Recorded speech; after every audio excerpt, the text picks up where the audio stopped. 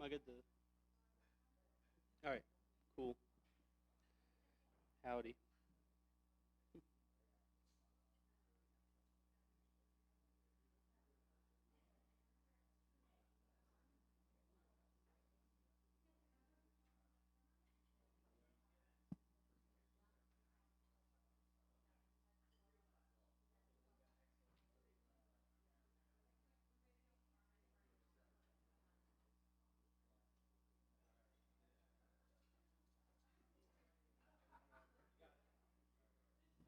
Okay, awesome.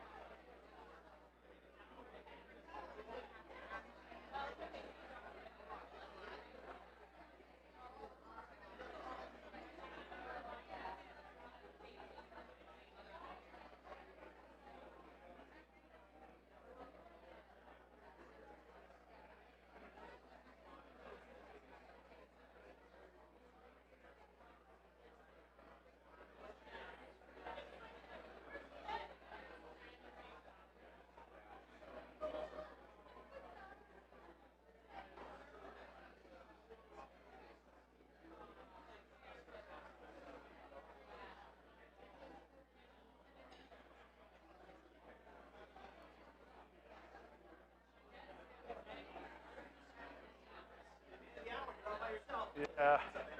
Good to meet you. Good to meet you too. Yeah, how you doing? And how are you? Are you a Cheryl client or just checking it out? No, I'm sure Oh. sure about Oh, cool. Okay. Nice. but I'm Awesome. And really excited to stay and cool. good things. What's your business? That's. I have a brewery. Oh. Yeah, Cool. we have a New Jersey's largest brewery. Oh wow. So Okay. I have No, I'm from Texas by way of California. Okay. So I'm not familiar, but I do like beer. So. we've been around this 11 years. We have brewery, so a lot of beers in Jersey, Philly, and Cool. What's your like best beer? our IPA. Can add beers too. Oh, cool. So we kind of like Okay. but no, it's working. Sure. Yeah. Like we drink cocktails and Yeah. things that look like beer that Nice. Cool. our products are suppliers. Okay. Nice. But if you're from Texas, does not call it burrito. Is that Austin? That's where I'm from. Oh no way. Yeah. So we work with what's your small shop called? Canales. What's it called? Canales. Canales is coming. Yeah. So Okay. Okay. Yeah. Okay. No, I'm not familiar, but that's cool. Yeah. Does he specialize in consumer brands? Is that nice? Nice. And how big are you guys? Like, how big's the team? We're total company is about 130 or 100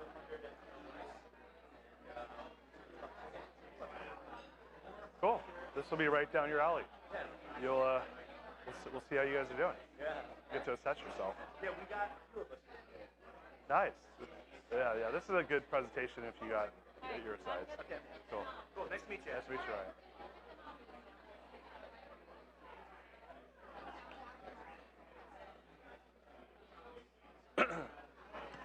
All right, if you all can take your seats.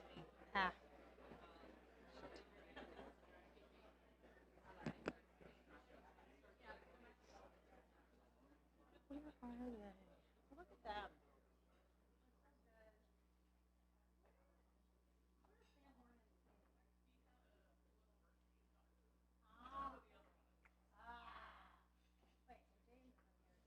All right. Well, this will be interesting. It's called adapting in the moment. Good morning.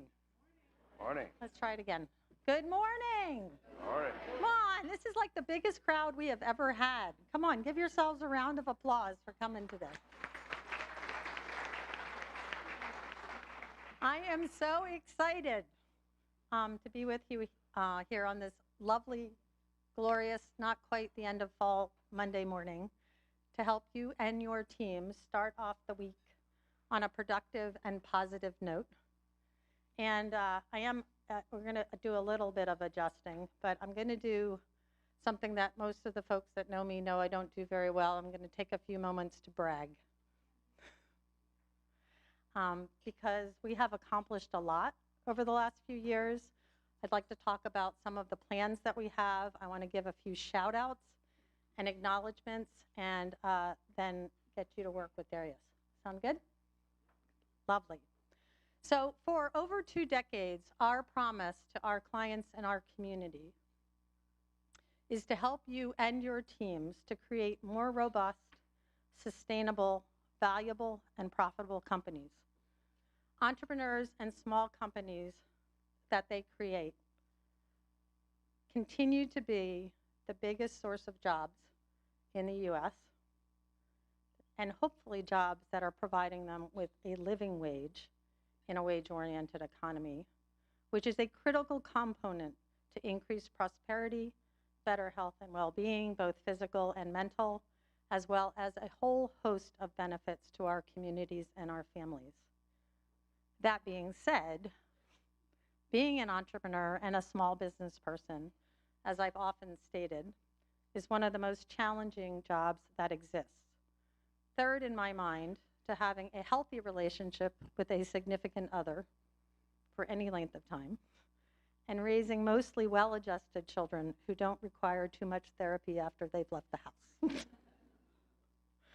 Given that state of affairs, I also believe that it's important to recognize and to celebrate, especially something incredibly robust by putting in place the right leadership team and the right systems so that they are able to pass the torch onto the next group of leaders, whether that's by a transition to a new CEO, a sale with an exit, a retirement, so that the next generation can lead the charge, and that particular leader can get back in whatever way they are being called to do.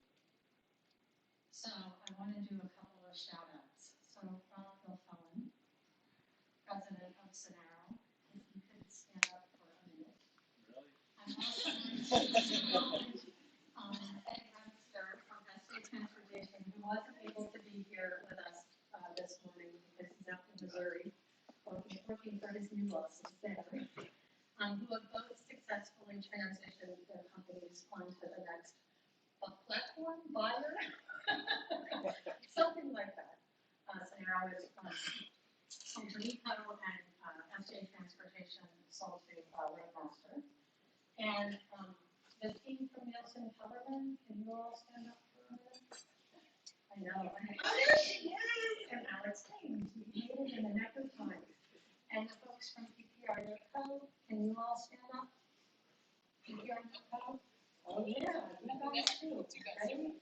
Who have also are actually in the process of transitioning and growing the next generation of leaders. So congrats to you as well. Can we give them all a round of applause?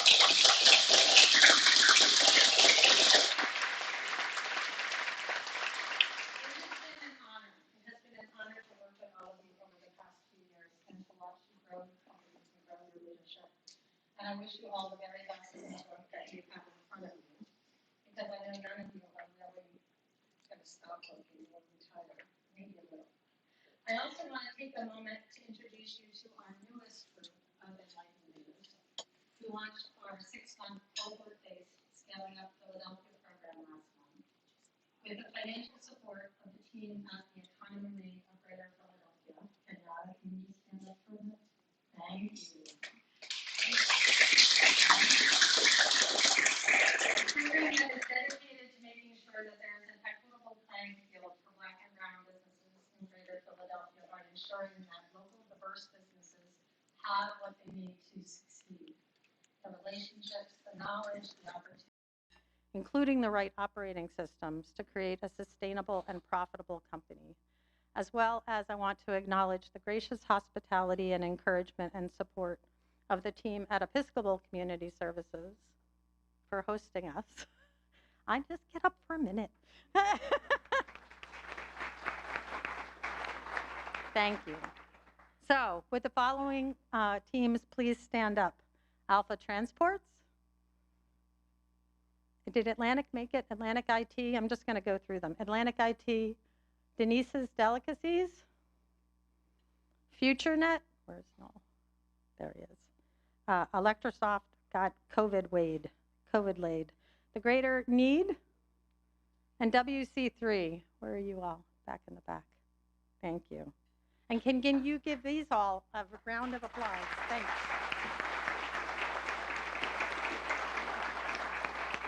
The newest group of enlightened leaders as they start their own scaling up journey. So please take the time to chat with them. I know you already have. Thank you for welcoming them to our community. And for more on any of these companies or their stories, their journeys, as well as access to the tools and the resources that they've used and we use to grow and to be more profitable. As my folks know, we have tons of information on our website at ceothinktank.com. If you want to post anything about today's event, you can certainly use the hashtag CEOThinkTank, our Enlightened Leaders, as well as our LinkedIn and our YouTube channel, so you can follow us there. This is actually being live streamed today, so it will be recorded and will be available to folks to check out later. And of course, we always welcome new enlightened leaders to our community. So if you want to be considered for membership, please let me know. Sound good? Yes. All right, on to the main event. So I still have very vivid memories. I was telling Darius this morning of a snowstorm in February on 2015. and driving on the LIE, that is the Long Island Expressway, for those of you unfamiliar with that absolutely horrible stretch of road, to have my first meeting with Darius and his partner Ali to see if we were a good fit to help them and had the right chemistry. And at that point, they were actually transitioning from Endeavor to now the Money Source. And they had already been using Vern Harnish's scaling up tools and wanted to bring in someone who had experience with it and had expertise. Darius actually was part of one of the Birthing of Giants programs that Vern ran at MIT way back when, and actually had done an amazing and fabulous job of self-implementing, of course with his own Darius twist. But he does recognize when it's time to bring in a coach, and he had reached the point where he thought he needed some assistance. So despite the headache of the journey and the 5-hour commute, we had an amazing session. I really appreciate watching Darius and Ali work. They're one of the strongest partnerships I've ever worked with, and I want to acknowledge the work that they put into making that happen. Darius and Ali and I work together with their leadership team. He does a mean strategic quarterly, and I learned a lot as well from him. And I had the opportunity to strategize and plan and help them revise their plans as they grew from, at the time, a few hundred people on their way to 1,000 people. By the way, they just recently hit their BHAG of helping over 1 million families achieve and maintain the dream of home ownership. And their brand integrity, supported by extremely strong and robust core values and culture, is amazing and awe-inspiring. There's certainly lots that you can learn if you go to therealdarius.com, his family, his favorite foods, his personal core values, and of course his top 5 strengths, achiever being number 1, there's a surprise, followed by 7 influence talents in his top 17, so you gotta be careful when you're around Darius. But I'd like to get on with the show. You're gonna see some familiar resources today in what he's gonna be presenting, but as I said, with his own School of Hard Knocks twist. So here is Darius Mirshahzadeh. Thank you.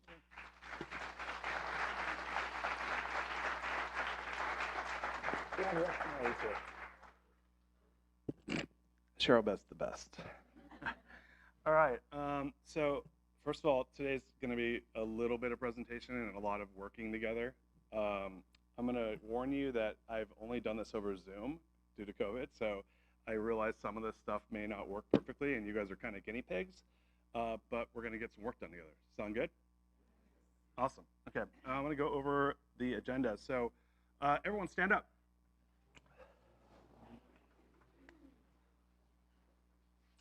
You guys hear me? Yeah? Okay, cool. All right, I want to do a quick recentering exercise just to kind of get everyone in the room together. So stand up straight, plant your feet under your shoulders, stand up tall, shoulders back, chin up. Everyone feeling good in your body? Okay. We're going to take 3 deep breaths. Let's close your eyes. Take deep breath number 1. Exhale. Inhale, number 2. Exhale. Last deep breath. Exhale. Okay, eyes open. All right, welcome. Grab a seat. All right. So I'm a conscious leader. I'm all about being present. I'm about a C- student. So today I'll be pretty present because I'm running the show, but normally I struggle, like probably some of you all. I want to go through the agenda for today. So we're going to be doing an assessment that I've designed called the Frictionless Assessment. I've been playing with the toying with the name friction-free, frictionless. I think frictionless wins. It says friction-free on your paper. Just disregard that. We're going to do working agreements. I'm going to do a quick presentation on what I believe creates a frictionless organization. Take a quick break. And then I talked to Cheryl Beth about the tools that she wanted us to really work on today. So we're going to do one big tool, and then I'm going to introduce you to 2 others. As she said, I'm born in the school of scaling up, and then I kind of made it my own. So I call it Scale Map Method, which is my version of all the scaling tools.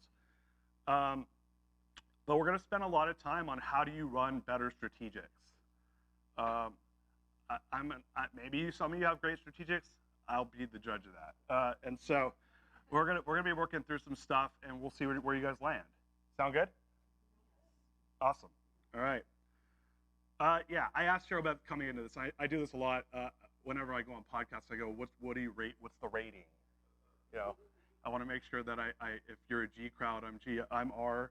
So pervasive, strong opinions, coarse language, decidedly offensive comments, and some jokes. I can't guarantee an outcome. But you're warned, so if that's an issue, there's the door. All right. So I have a belief, and it came through doing things the wrong way, which is that scale is a friction removal process. So raise your hand if you want to scale your company. Yeah, okay, most of you, all of you. Yeah, it's a friction removal process. So the more friction we remove, the more we can scale, the faster we can scale, the faster we can generate revenue. And I didn't learn that until I learned it. And so a lot of the stuff we're doing is around how do we remove friction from the system? How do we get our teams to work together better? How do we get our strategy to happen? How do we build accountability? How do we build performance? How do we optimize for that? How do we get that data and take it back in and make it better? Friction removal, friction removal, friction removal. Because what's happening in your organizations is friction's creeping in quietly.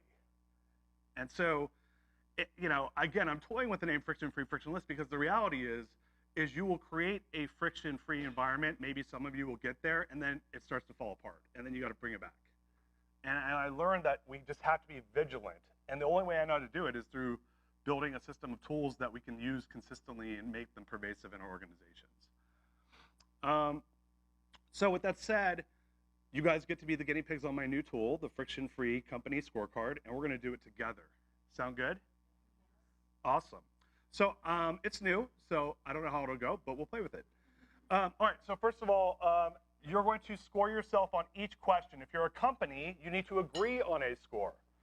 A 5, so I'm going to read the question out loud, or the statements out loud, and you're going to rate yourself, okay? So don't get ahead, pay attention. Oh, did I get rid of? Uh-oh, something happened. I lost one of my slides. Where'd it go? Oh, that's not good. Hold on, forget about this whole assessment nonsense. Wait a second. We're supposed to do working agreements. Well, let's do our assessment, and maybe we'll do working agreements after that.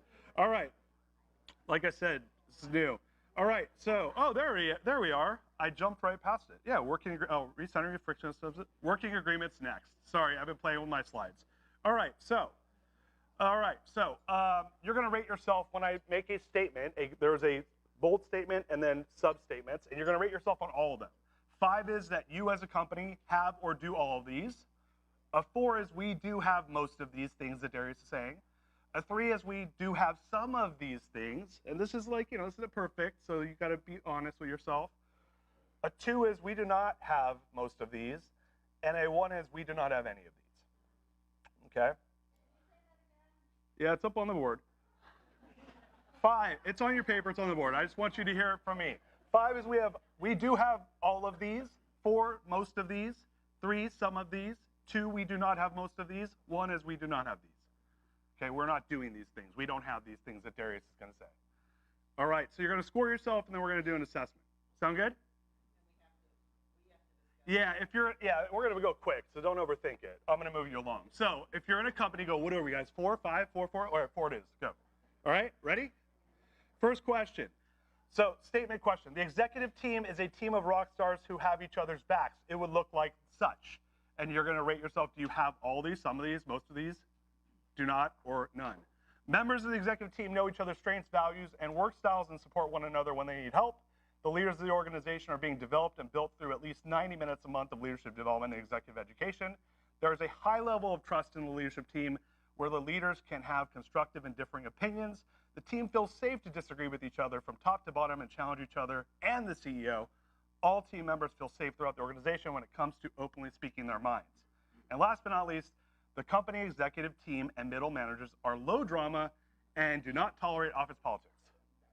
So take a minute, score yourself on this. All right, I'm gonna give you guys 30 seconds. Don't overthink it. Let's score ourselves. What do you look like? You got all these, you crushing it, or you have none of them? Or do you have some of them, most of them?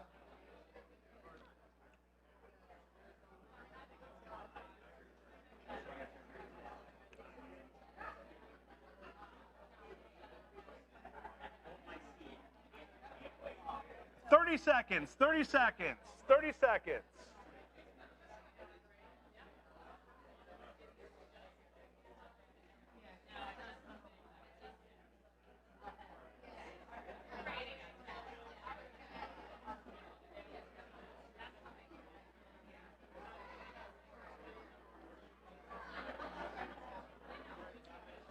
Five, four, three, two, one. Time, time, time, time, time, time, time. Did you all score yourselves? All right, we're moving on. Next question. All right, number 2. Hey, let's pay attention. We're going to the next question. Score yourself. Don't overthink it. All right, you guys know what you are. Just score yourselves. All right, next statement. The statement has established goals for its business for the midterm, short term, and long term. And it should look like the following. The leadership team has agreed on revenue, income, and staff size projections and goals for the next 12, 36, and 60 months or greater. The leadership team has identified a critical KPI to measure to make sure that the company is creating good profit, not just profit, that may be creating a hidden long-term liability for the company. Go. Score yourself. You have 1 minute. 1 minute.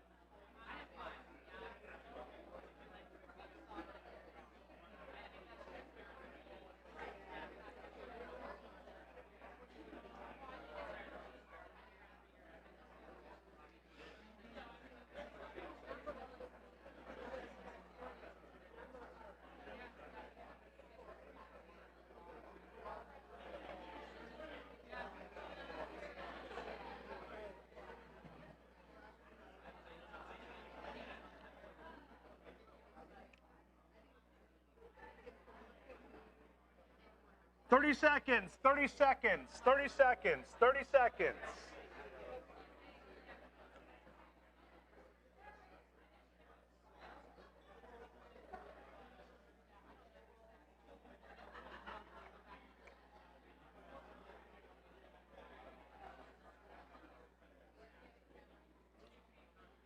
Five, four, three, two, one. Time, time, time, time, time.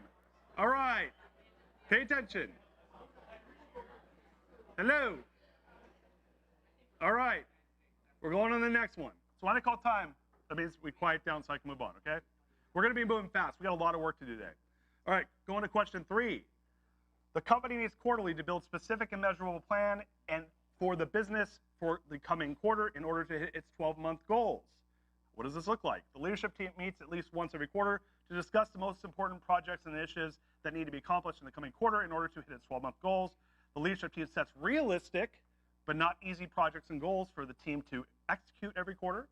The leadership team accomplishes at least 80% of its target initiatives and goals every quarter. The quarterly plan has specific and measurable outcomes laid out, including specific due dates. The quarterly plan has specific and measurable outcomes with no more than one person accountable for the outcome. Score yourself 1 through 5. Go. You have 1 minute.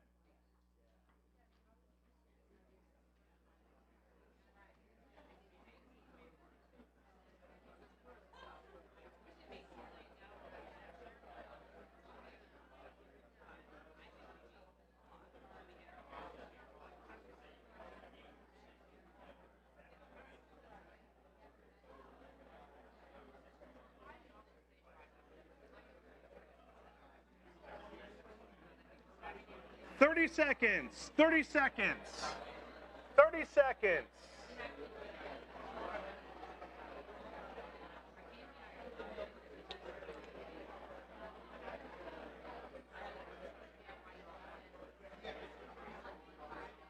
"15 seconds, 15 seconds.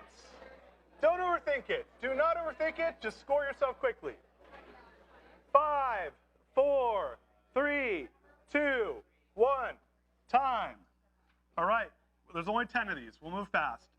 Number 4, the company has an org chart that provides strategic value to the leadership team. What does this look like? The company org chart shows who reports to who in the organization and what their specific roles are. The company's org chart identifies roles that have been filled and identifies roles that are open and need to be filled.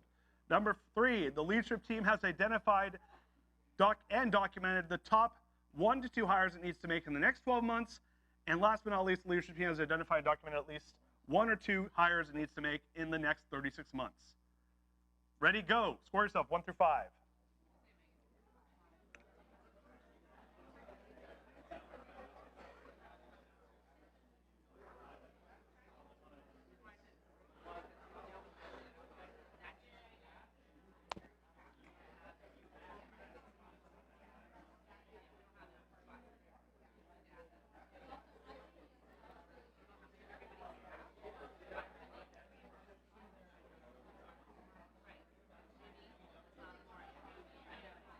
Thirty seconds. 30 seconds.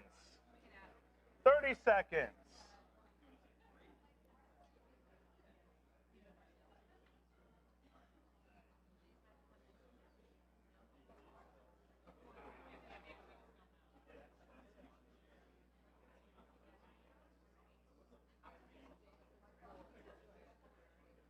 Five, 4, 3, 2, 1.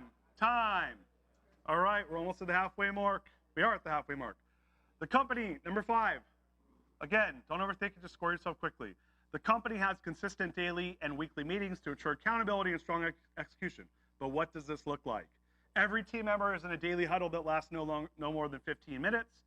Every daily huddle has accountability around what needs to be accomplished that day for every team member to have a quote-unquote good day. Every daily huddle allows team members to voice challenges and roadblocks that will stop them from hitting their daily objectives and goals.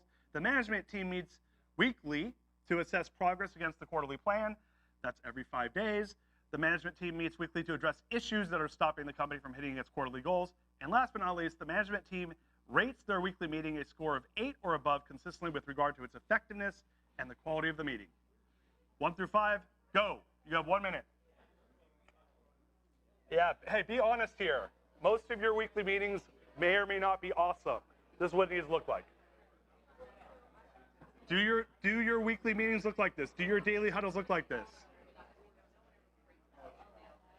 Be honest.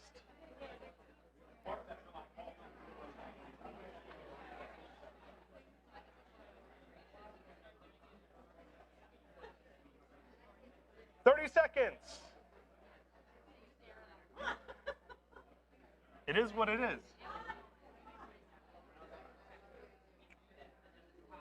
Be honest on this one. 15 seconds. 15 seconds.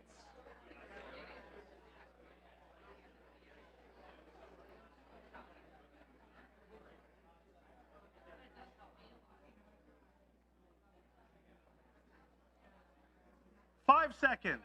4, 3, 2, 1. Time.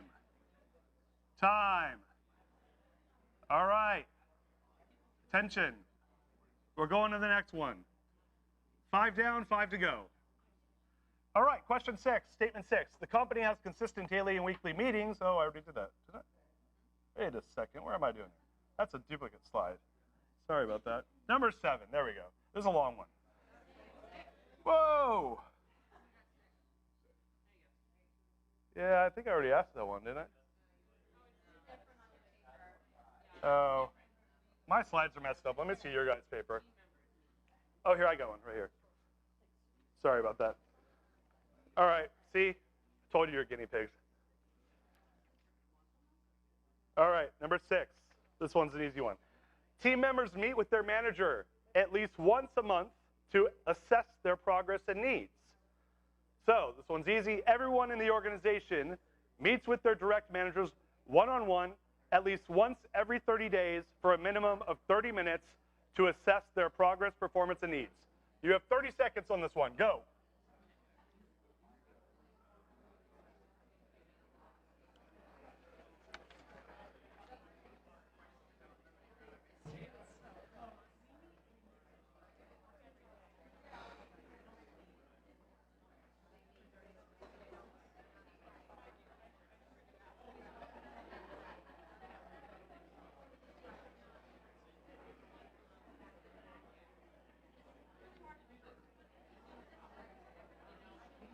Once a month, you meet with your team. 10 seconds, 10 seconds, 10 seconds. Don't overthink it. You either do it or you don't do it. 3, 2, 1, time, time, time, time. All right. All right, time. You guys either do one-on-ones or you don't. It's pretty simple. Let's move on. Number 7. Core values and purpose are alive and well in your organization. This one's a long one. What's this look like? What does it look like if core values and core purpose are discovered and they're alive in your organization? Well, core values are discovered. Core values have descriptives that are designed and tested for high levels of accountability within the execution and strategic models of your business. Purpose is articulated and all team members know both. Core values is the language of accountability in the organization. It is common to hear people speak in terms of the core values all throughout the organization, all the time. Core purpose is articulated and all team members know both. The company has robust onboarding and an ongoing measurement of core values, core purpose in pulse surveying and quarterly surveying. Ooh, I haven't done working agreements yet, so you could leave your phones on. All right, where am I? There I am. All executives refer back to the core values and purpose when giving praise and reprimands. HR processes and activities align with the core values and purpose, hiring, orientation, appraisal, recognition. Company rates core values on a quarterly basis and has in-depth conversation on ways to improve the core values in the company. Actions are identified and implemented quarterly to strengthen the core values and core purpose. 1 through 5, you got 1 minute, go.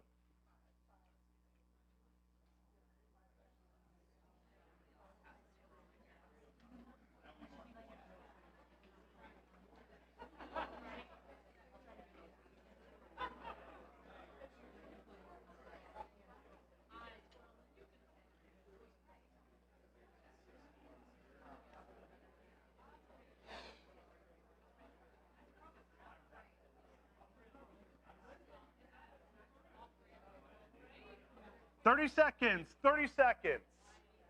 Are you a core value, core driven organization? This is what it should look like.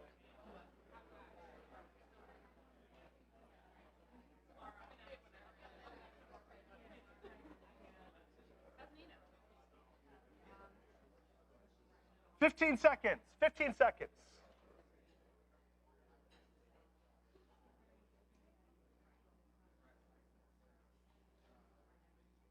5, 4, 3, 2, 1. All right. Question 8, statement 8.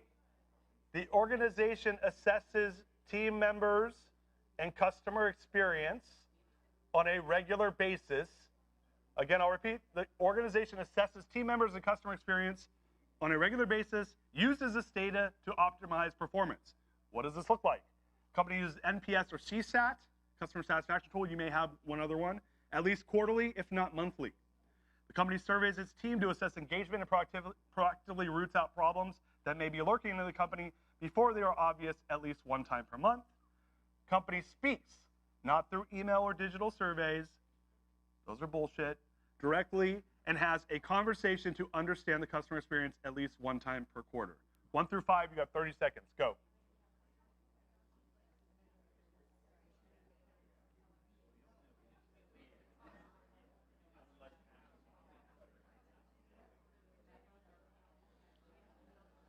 Are you talking to your clients or not?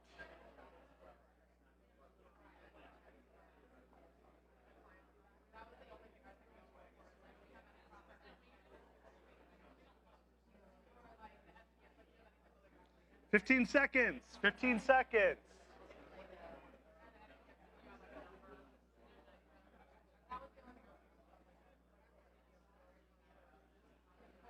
Five, 4, 3, 2, 1.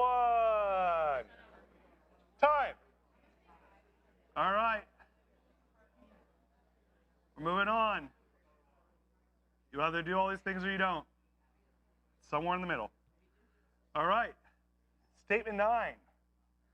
The company has a sound performance management system that it used for accountability daily, weekly, monthly, and quarterly. I gotta fix that. All right. What does that look like? 1 or 2 key KPIs, or excuse me, 1 or 2 KPIs are reported at least weekly for each role or person. The company has a dashboard that measures the top 10 to 15 KPIs that the management team is held accountable to every single week. The company measures both leading and lagging indicators to optimize for the highest revenue, lowest expense, and quality of service or product. These are measured weekly at a minimum and are reported on to optimize performance. The team and managers know these numbers and are managed to them. You got 1 minute, go. 1 through 5, what do you score? Do you manage your performance with data? Or are we just guessing and feeling?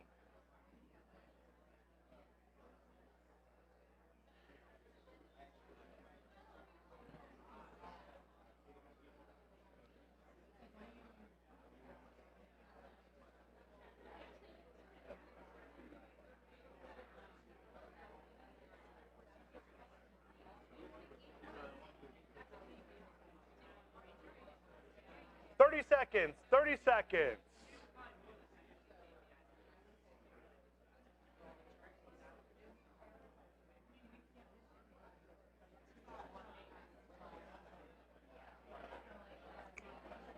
Does each person have a KPI? Do you measure your KPIs weekly?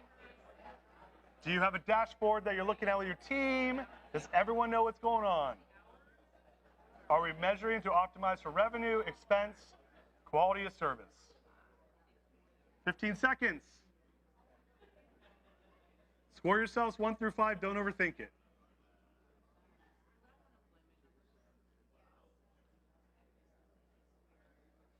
5, 4, 3, 2, 1. Last question. All right. You guys, didn't Greg Crabtree come here? So you guys should all score high on this. The company financials are a tool used to optimize the business for success. But what does this look like? The company financials are closed no later than the 15th of the following month. Like the 15th, they're done. Like 16th, you don't get a good score on this. The chart of accounts is clear and correct and tells the story of what is happening in the business. i.e., this is key, you as ownership and management understand every number on your financials, not just the revenue, profit, and loss. I see so many people, what did I make? They don't know anything about it. Last but not least, the ownership or leadership meets at least 1 time per month within 1 week of closing the books to discuss the 1 through 5 score yourself.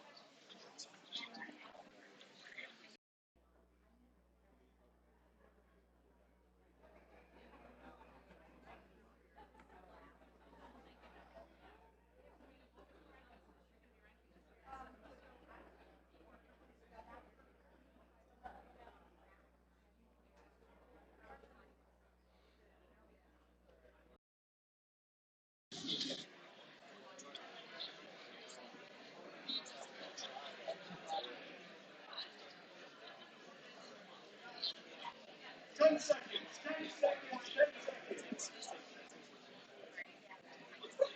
5, 4, 3, 2, 1, time. Everyone's attention. Everyone's attention. Pick a number. Really easy. All right. All right, everyone's attention. You don't mess with the next part. What's that? All right, next one. Let's see how you guys did. All right, so you're going to see on your screen there's a mission score, an accountability score, a performance score, a cultural leadership score, and a total operation fee score. So what you're going to do is add up number 2. So just do the first one, mission score. Add up number 2 and number 3, divide by 2. Okay? Add up 2 and 3, divide by 2. You should have a score. So the average question number 2, number 3. You should only have 1 score for each question. 2, 3, divide by 2. Now we're going to go to accountability score. 4, 5, and 6, divide by 3. Go by 3. Add 4, 5, and 6 together, divide by 3. Then we will go to our performance score. 8, 9, and 10, divide by 3. This is simple algebra. Okay?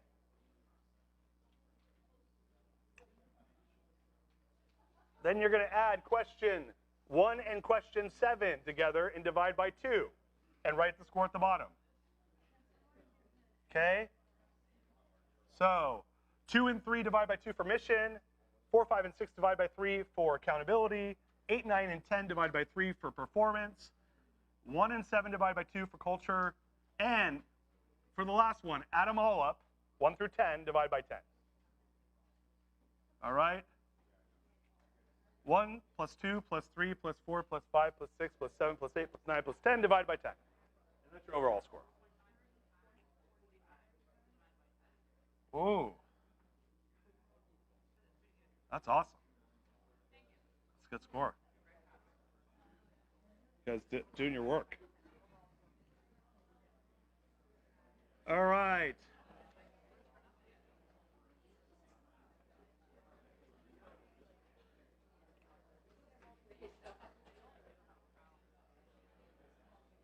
Raise your hand if you need more time. Raise your hand if you need more time. All right, let's move it. We got to move. Let's move it.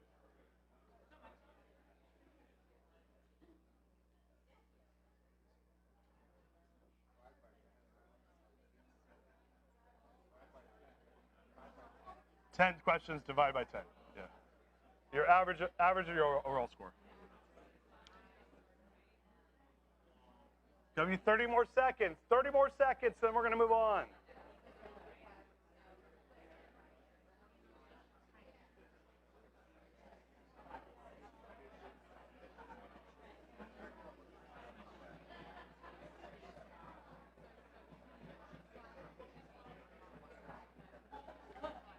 Ten seconds, 10 seconds, 10 seconds. 10 seconds. 5, 4, 3, 2, 1, time. Pens down. All right, let's see how you guys did. So, if you scored a 4.3 or above on any one question or the overall question, and we're going to see where everyone did in a second, that is you are frictionless or mostly frictionless in this area or overall. 3.3 to 4.29, you have some friction in your company. There's likely issues stopping you from maximizing your growth. There's fires popping up here and there. You got some work to do. And if you scored 3.29 or below, you got problems. So let's go back up here. All right, if you scored a 4.3 or above, stand up for mission. On mission, if you scored a 4.3 or above, all right. Good job. All right, nice. We got a couple people. All right, we got some people here. All right, let's go. On accountability score, if you scored a 4.3 or above for accountability, stand up. Oh, yeah, this is going to be a show over here. All right, we got a couple groups. All right, nice, nice. All right, you guys can grab a seat. If you scored a 4.3 or above for performance score, stand up. 4.3, all right.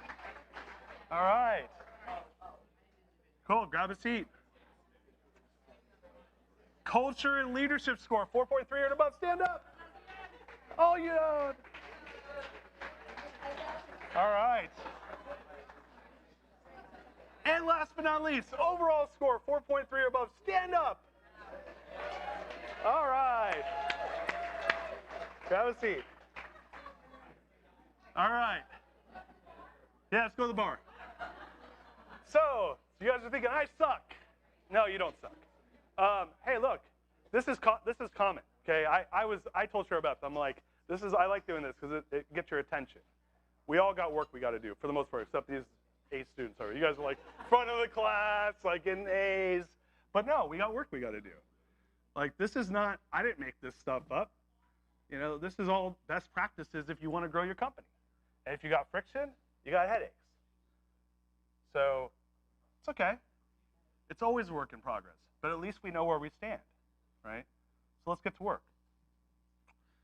All right. Working agreements. I do want to move that slide somewhere. So I should have done this before, but you know, like I said, I do this over Zoom. I just mute people when they start talking. Working agreements. This is what I expect out of you guys for the day. If you have an issue with this, raise your hand. You are present. Present as in you're here in the room, not in your phone. You are not on email or phone. Hint, leave the room. Get out of here if you're on the phone. Nobody wants to watch you on your phone, especially me. Okay? No side conversations in your groups. Why? It's distracting. So like, yeah, it's distracting. Like, let's pay attention. No interrupting each other. Don't interrupt each other when we start working together. Be respectful. Have an open mind. Be positive. Turn your ringers off. It's distracting. And have fun. We're all here in this room together. We live in a world where there's so much distraction. Be present and get the most out of the day. Work for you guys? Okay, so if you're in agreement with this, normally I make people sign. That's why I have the little X thing. But since there's so many of you, we're not going to do it. We're going to raise our hands if we're in agreement with this, meaning you're going to do this stuff all day. If I don't see your hand up, there's the door. All right, perfect. Let's get to work. Darius, what's your policy on questions? Do you want them answered? Oh yeah, you know what? Like I didn't put that. If you have questions, raise your hand. I'll jump in, make it quick. But we'll have some time, and I'm pretty available. So even if it's offline or something. And if you do have a question, we have a mic. Yeah, if you have questions, let's answer. me Because down. if you have them, other people might have them too. But if there's too many, I'm gonna boom, boom, boom, get us Yeah. moving. All right. Well, thank you guys for humoring me on that. I actually self-assessed my previous company that I will tell you about in a second. I was a 4.6 out of 5 on that assessment. And I definitely wasn't that when I started, like nowhere close. It took a lot of time and a lot of brain damage to figure out what needed to happen in the business. I'll tell you guys a little bit about me. Husband, father, lifetime entrepreneur. My dad was an entrepreneur. My brother and I started businesses when we were very young. I live in Austin, Texas, and I really have fallen in love with the entrepreneurial ecosystem and being a part of entrepreneurial groups and learning. You know, I'm a learner. My number 5 strength is learner. I'm a voracious learner, and so for me, I did not come upon this stuff like naturally. I came upon it because I was like, man, I have a problem. I don't know how to fix it. And I started my first big company when I was 25 years old. It was a mortgage bank. Unfortunately, it was a subprime mortgage bank. It was myself and an assistant and a telemarketer, and I grew it to about 150 employees by the time I was 28 years old. And probably when it was about 60 employees, I was like, man, I have no fucking clue what I'm doing. Like this sucks. I nicknamed myself the firefighter because I had 3 departments in my company. I had mortgage sales, I had mortgage operations, I had mortgage marketing. And there would be a fire and mortgage processing and ops, and I'd go in there and put on my firefighter suit and put it out for a month. I'd sit in the office and process loans and figure it out. I had about 60 employees when this was happening. And then I'd get it all under control. This might sound familiar to some of you. And then I moved to mortgage. All of a sudden, mortgage sales would be a blast on fire, and I'd jump in there for a month and fix it. And then mortgage telemarketing would be on fire, and I'd be in there for a month. And then all of a sudden, I'd look over and processing was on fire again, and I'd go back to processing. And I was like, man, I really have no idea how to fix this. And it was really frustrating, and it was really tiring, and I was working 80, 90 hours a week. And the business was doing well financially, but I was not having fun. And if you're like, I was like 27 and 26 years old then, and I lived in San Francisco at the time, where I was building the company. And this was back in 04, 05, 04, yeah, 04. And back then, 05, it wasn't like it is now where everyone's an entrepreneur. Especially you go to San Francisco now and it's like every 20-year-old's an entrepreneur. Like back then, I was the only person I knew who was an entrepreneur. And I mean, this was just not a cool thing to do back then like it is now. And it was harder to be an entrepreneur then. And so one night on a Friday night, I'm laying in my house and I'm like, man, I don't know what to do. And I'm reading Inc. magazine and I see this program called Birthing of Giants at MIT. And it's put on by MIT Enterprise Forum, Inc. Magazine, and Entrepreneurs Organization. The only one I knew was Inc. Magazine. I didn't know any of the other ones. So I fill out my whole application. I looked, the deadline just passed the week before. I was like, shit. So I hold on to the application for 9 months, and then I apply and I get in the next year. So in June of 06, I go to Birthing of Giants at MIT. At this point, my business is about a $6 million business. And I meet Vern Harnish for the first time in my life. And he's running the program then. And this is I was his last class. So yeah, I already told you some of that stuff.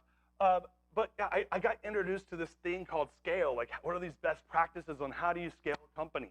I didn't know. Core values, what are those? I think I have them personally. Strategic planning, quarterly planning, huddles, KPIs. Yeah, I guess I do some of that stuff. All the while growing like crazy. So I got introduced to this stuff, and right away I go back, and of course, some of you may be familiar with, I bring all this stuff back to my team, and they're like, whoa, man, what are you doing? You know, I go to, you go to the seminar and you come home, you bring something right back. And every year when I'd go to MIT, because it's a 3-year program, my team would hate it because I was coming home with stuff for them to do. But I started learning. You know, I started figuring out, like, hey, this is stuff, like, I need to have order in my business. Just when I started figuring out, you know, the company ended up becoming number 40 in the Inc. 5000 in 2007. Unfortunately, I didn't have a full chance to really roll with it because 07, 08 happened. My industry caused 07, 08. And so, so you know, when I was at the Inc. 5000 conference, I joked that I was the 40th fastest shrinking company in the United States, which was really painful to be in like a black suit, you know, black tie affair, and you were shrinking. But it was a humbling experience, and I learned a lot. And I left Birthing a Giants knowing that, hey, I have this skill set now that I can go play with. I just need to go start playing with it in my businesses. And so I went to work. I'm like kind of a natural ideator. My number 6 strength ideation. I'm tinkering with it. I'm taking, you know, parts of the core values and making them come to life in my business. And I'm doing scaling up and as Joe Buff mentioned, self-implementing. And I got better at it.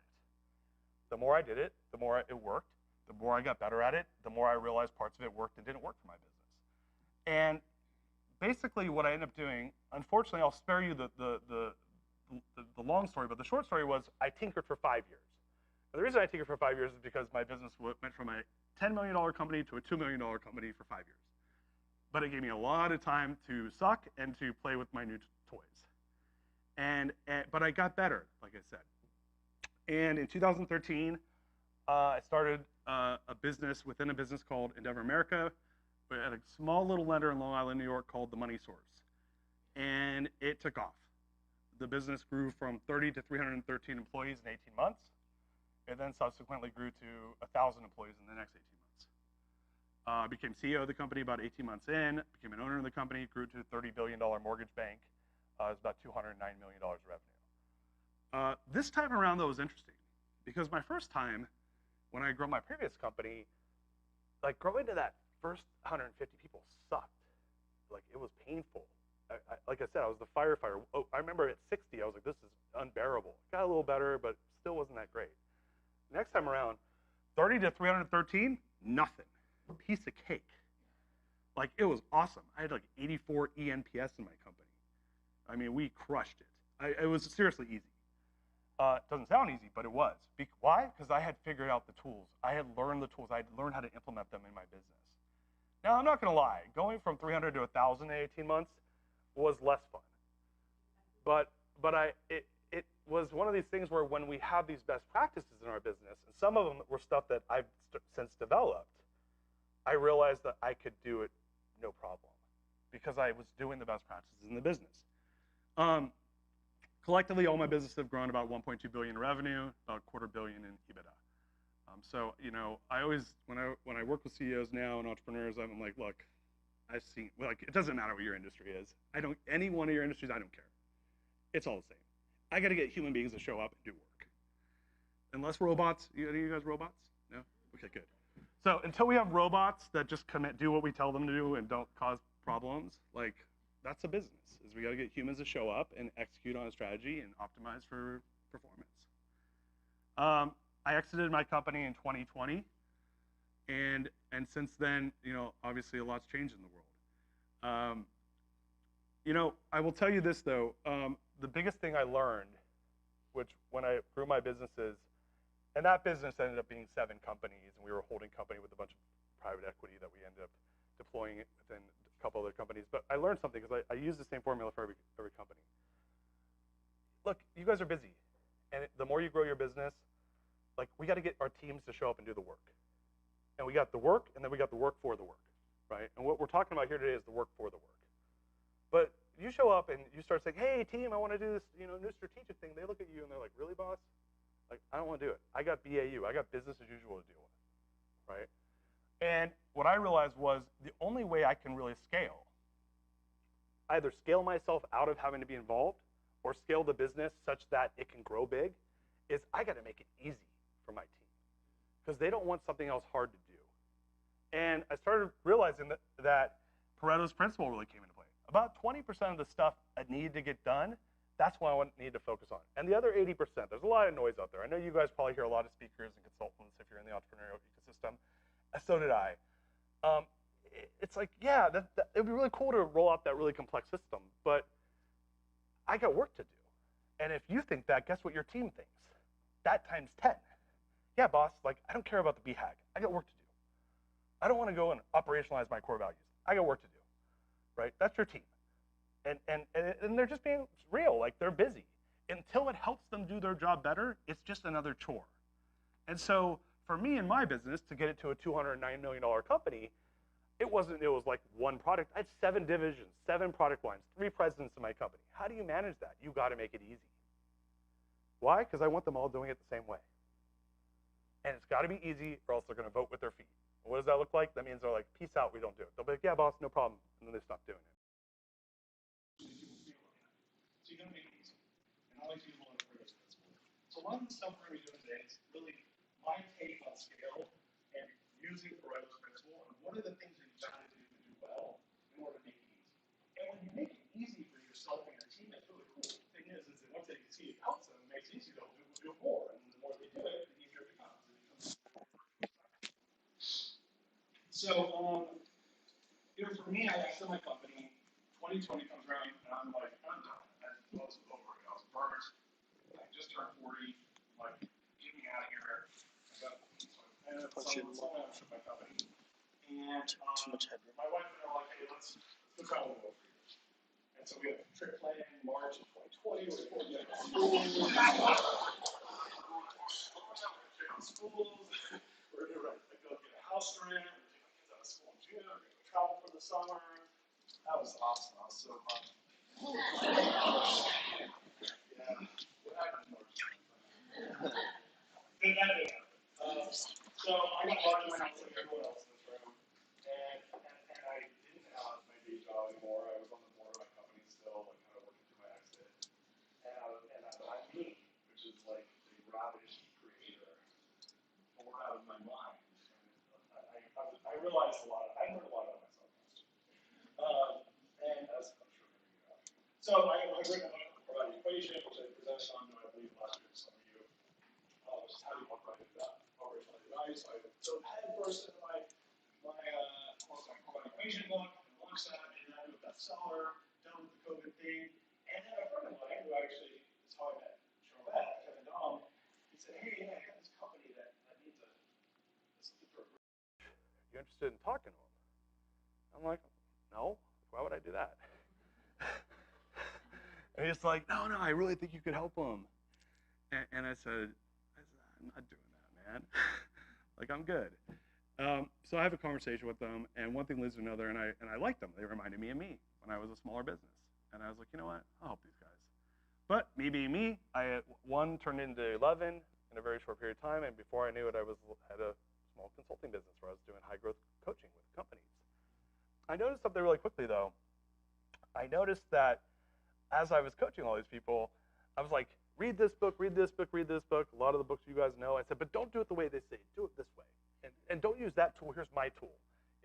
And about a few months into, my friend's like, listen, man, you have your own system. Just like quit using other people's systems. You've built your own. You just need to document it. So that's really where the Scale Method was born. These are some of my clients I've worked with. But what I want to talk about today is like, what do the numbers say? Because there's a reason why most of you sat down. It's not because the stuff I had on the list it's hard to do. It's just you're not doing it, right? And you're not alone.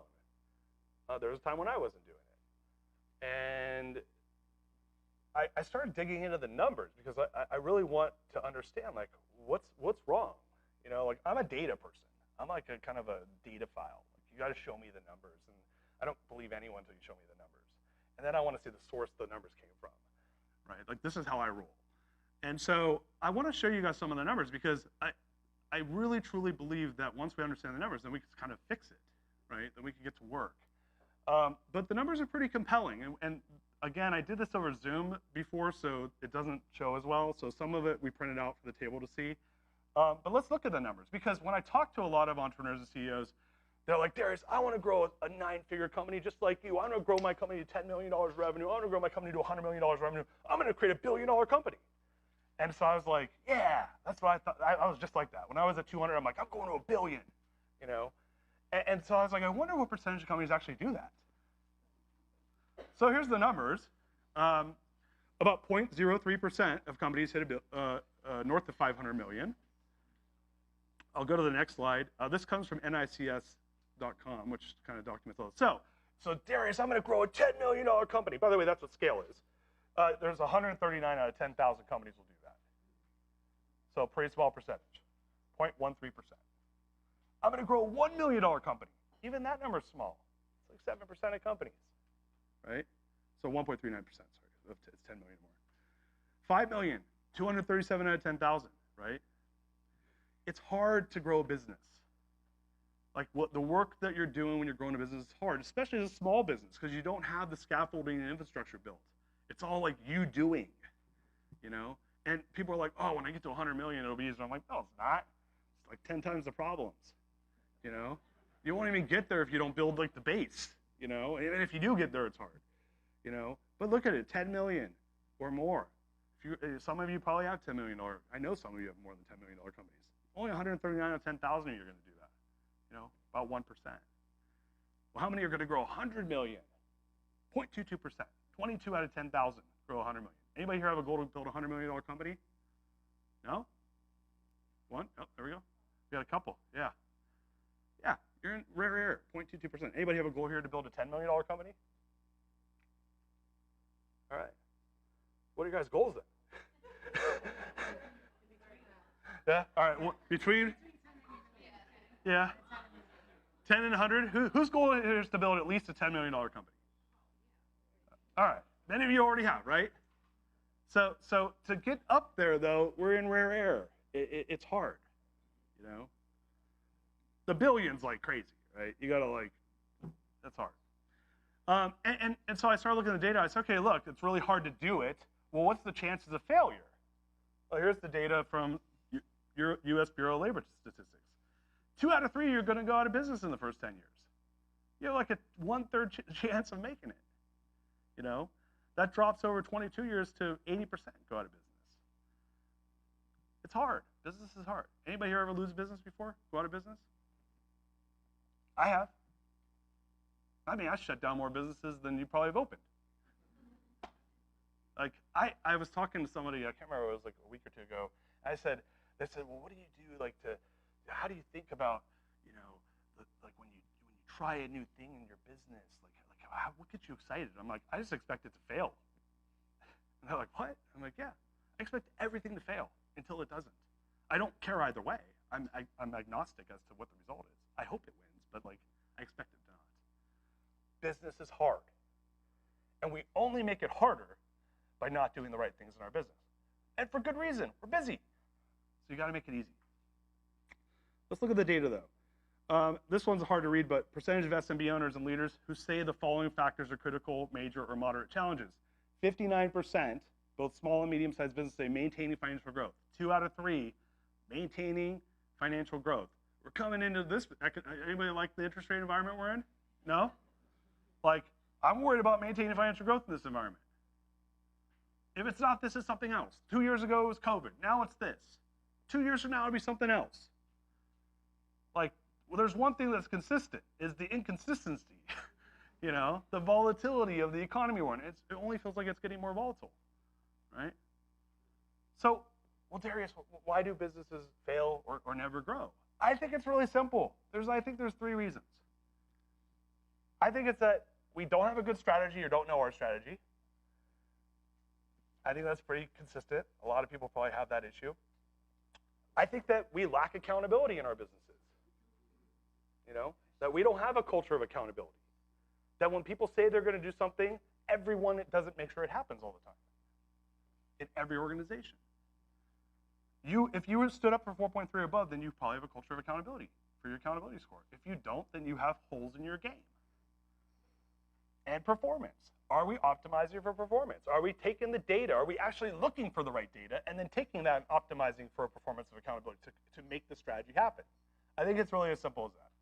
And I think that people fail to have the right strategy or figure out what their strategy is, create a culture of accountability, figure out what the performance is, and optimize for it. And when we start doing those things, our odds of survival go up. Our odds of success go up.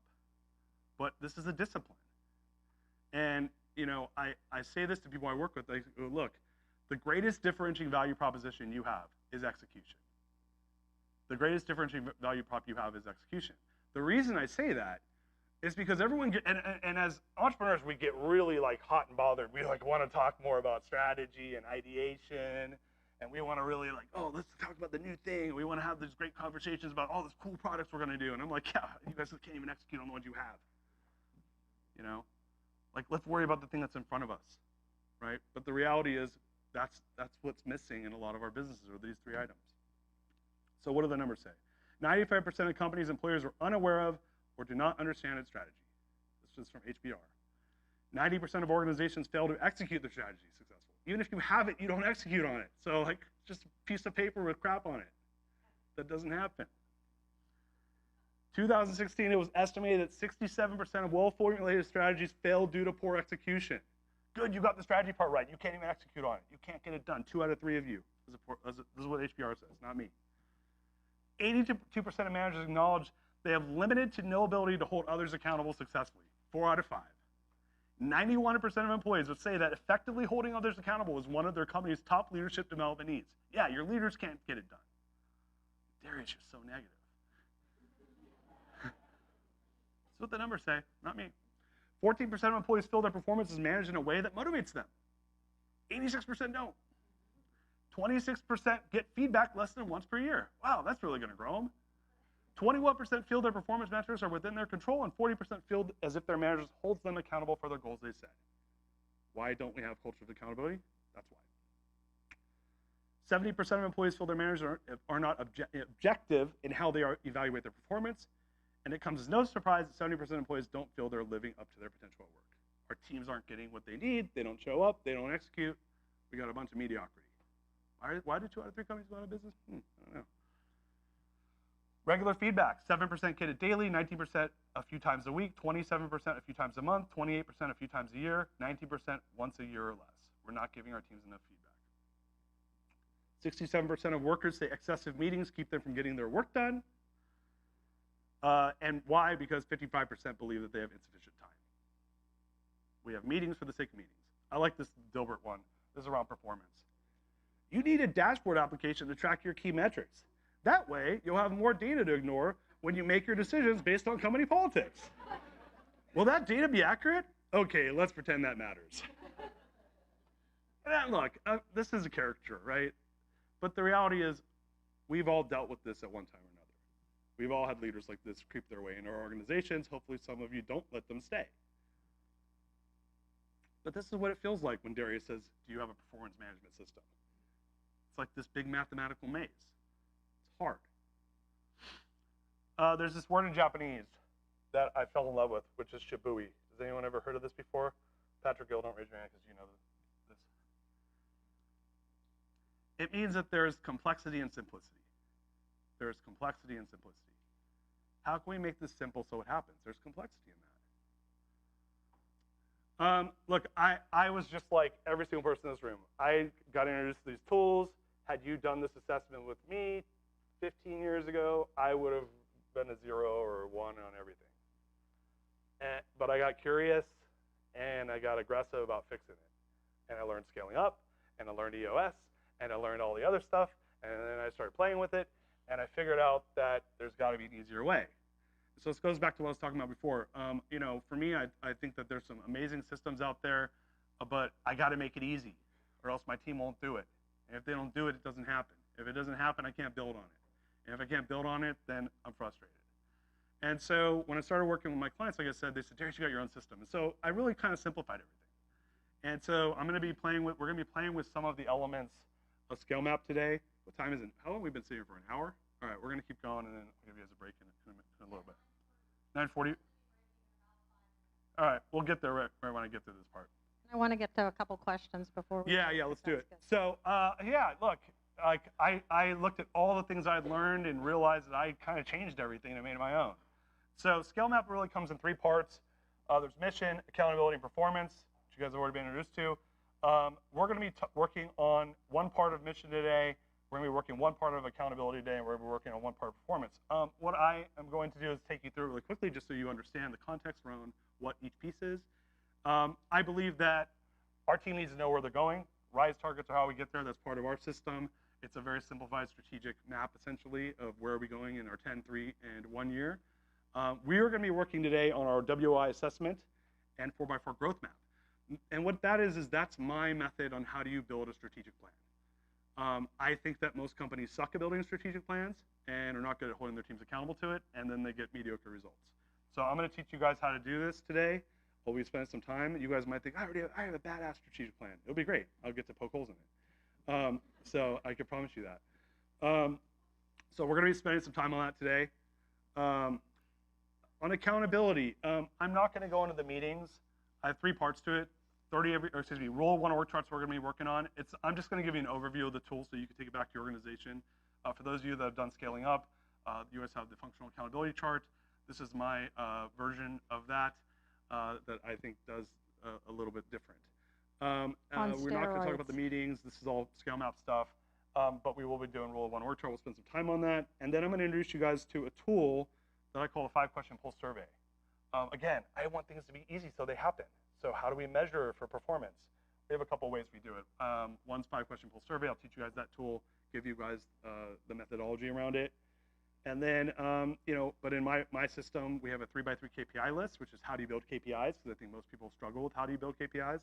And I have a very simple formula on how I do that. And then C3 P&L is part of it, which is do we have clear financials? But this is all part of my macro system, and people that want to learn more about that, I have a training I can send you to that you can check it out. But today we're going to be doing 5-question pulse survey, Rule 1 org chart, and we're going to spend most of our time, though, on how do you build strategic plans, which I think is very relevant for right now because we're heading into year end. Any questions? Yeah, any clarifying questions or questions you want more information on? My book is called The Core Value Equation, and that's how do you operationalize values. It's all the same stuff, though. It's like you got to make it easy or else it won't happen. But so I'm a core value evangelist. The core values do a lot of the heavy lifting for you. And you can access the core value equation webinar that Darius did for us last year on CEO Think Tank's website. If you do go into the drop downs and go under guest thought leaders, you can access it that way. So yeah, I'm gonna just touch on this really quickly. When I look at strategic meetings, it's funny because I've now gotten the chance, Cheryl Beth has gotten to see me do my strategics, but once I started getting clients, I would go to sit in their strategics. And I was appalled. It was the first time I was ever doing it as a consultant, not as the person running it. And so I always say, this is what I think of when I think of strategic meetings. Blah over blah over blah. Nice Venn diagram of it. And so I really, I thought, what's the objective? The objective is I want to build a badass strategic where things get done and people know there's accountability around it, and where people are clear on what needs to happen and we're working on the right stuff. And what got me to that point was really, well, I'll tell you guys a quick story and then we'll break if we need to. As I was doing a strategic in 2017, and I mean, when you grow from 30 to 1,000 people in 3 or 4 years, there's a lot of you're changing your executive team a lot. People are not making it. They don't make it. Rich Manders, who's a friend of ours, told me as you double in size, you lose about the chances of you keeping your team if it's quick is about 50%, unfortunately. And so Again, please. As you double, he said basically be prepared to cut half your executive team as you double in size. Now I doubled 3 times, so that happened 3 or 4 times, unfortunately for me. But I was sitting in a strategic, and we used to have these huge things where so many objectives and so many initiatives, and it looked awesome on paper. And what I'd see is they would they roll, the really hard projects would roll, that's been on here for 5 quarters, and then it fell off. And so fast forward 5 quarters later, and there was this new initiative, and I'm like, I haven't seen this before. This is a new executive team, by the way. I've seen this one before. I got the secretary. I'm like, hey, we'll go pull the strategy from 10 quarters ago. I said, go pull the strategic from 5 quarters ago, And basically, they had rebirthed one of the old initiatives that had been on there for 5 quarters and died. And I lost my shit. That's the technical term. And I realized there's something broken here, and I got really intentional about how do you build strong strategics from that point forward. So everything I can promise you, every single thing you're going to learn here is because there's 10 ways of doing it, and I did the 9 wrong ones first and landed on the 10th because there's no other options. Everything I teach is that. I did it all the wrong ways. I've been you. I've been every single person in this room at one degree or another. So this is not academia. This is not a McKinsey project I worked on. This is like I got my ass kicked and figured it out. So that's what we're going to be doing today. Any questions? Any additional clarifying questions? Not All right. All right, great. Well, why don't we take a quick break? We're starting sharp here at 10. Okay, starting sharp at 10. Like be here, be ready to Be work. back. Don't There are lag. restrooms Don't that lag. way and that way. Perfect. Easiest ones are that way.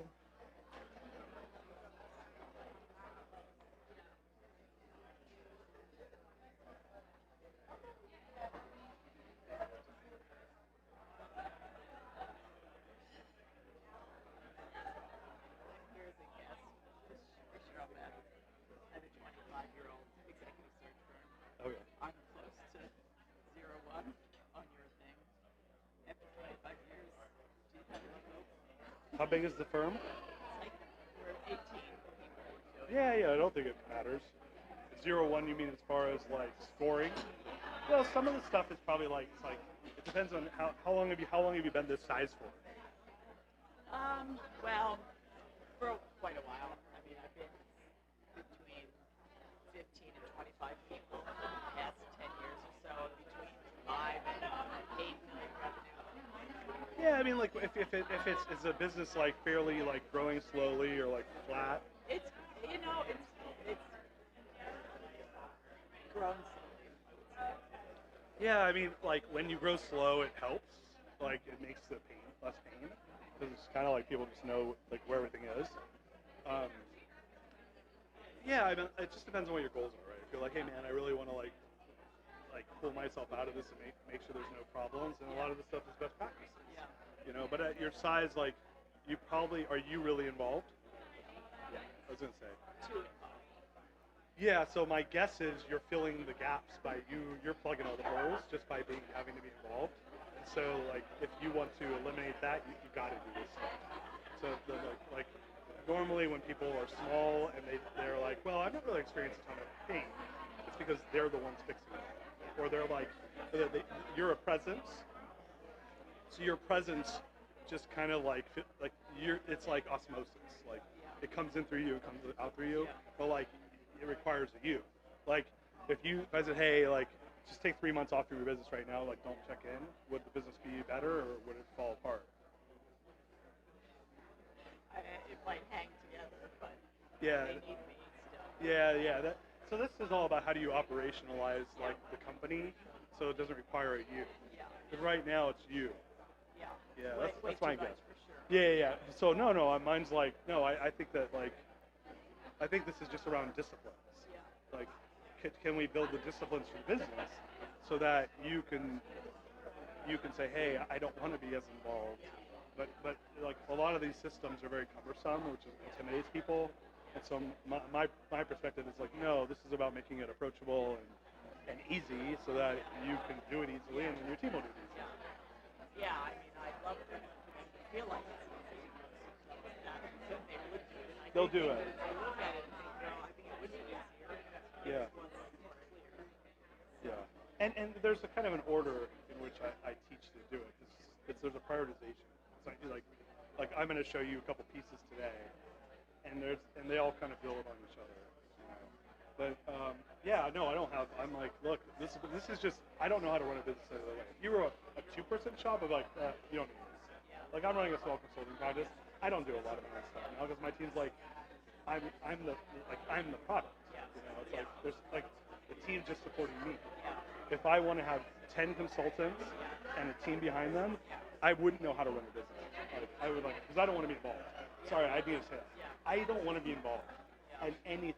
Outside of me showing up doing stuff like this and working with CEOs, I'm not involved in anything. and my team does their own best practices, which are pieces of my stuff. But I don't want to be involved. I don't want to do work. Like I want to build a company that doesn't require me.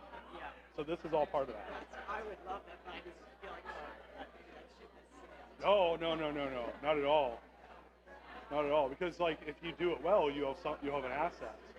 It'll like recruiting companies are professional services companies, so it's not going to sell at a huge multiple, but like no, it's probably dependable EBITDA, and if you can Darwinistically, if you're not the one running it, now you have an asset. You can probably sell it if you want. I would think of it way differently. If I was you, I would say, I want to exit. When do you want to exit this business? 5 years. Right. 5 years from now, I want out. I would start working on this now intentionally so I could create an exit. That's how I do it. Well, that's what I do. I do that because I can't just. No. This is an exit strategy. I always tell people the same things you need to do to scale are the same things you need to do to remove yourself. Right down. There's nothing different. Because you're depending on systems to run the business, not you. So I would quite the opposite. Because if not, then it's going to be really, you won't sell it for much. You'll sell it for the book. Like, what's my book of business? It'll be like 1 times revenue or something like that, as opposed to 4 or 5, 6 times EBITDA. There's whatever that difference is.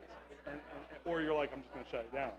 And I'm like, why do that? You've worked this hard. Like, and this stuff makes life easier. You just got to do it the right way. No. No, I messed up. I said I'm like a 0 or 1. Should I just leave now? No, I said that this is our exit strategy is building this stuff.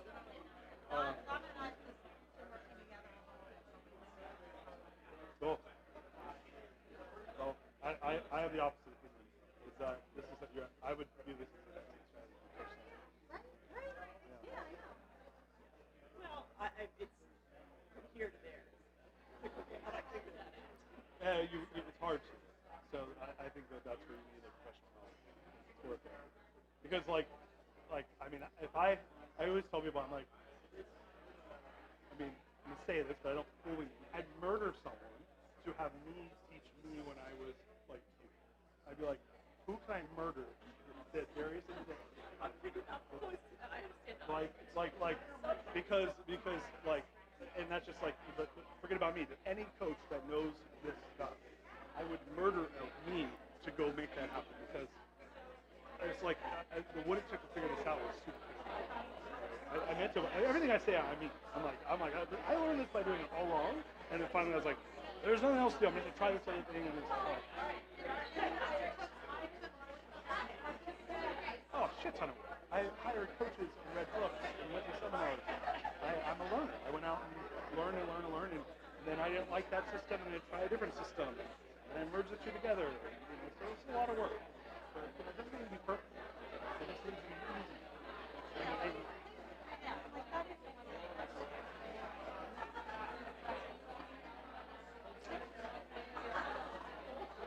Yeah, some of it's more important at scale. Like even that list, like some of that's like, it's hard. It's easier to do than you think. Like if you do one thing, you'll get all 5 of it. Right? But I'm spelling it out of what it looks like.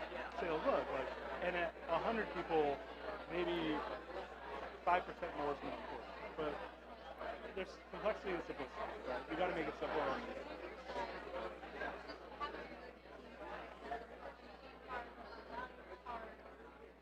Doing strategics, having a weekly meeting, assessing your clients, assessing your internal team, making sure people are on one. That's how I do it. Well, I'm seriously the 5 things. And having a strategy. Why was that like? Did I overwhelm everybody?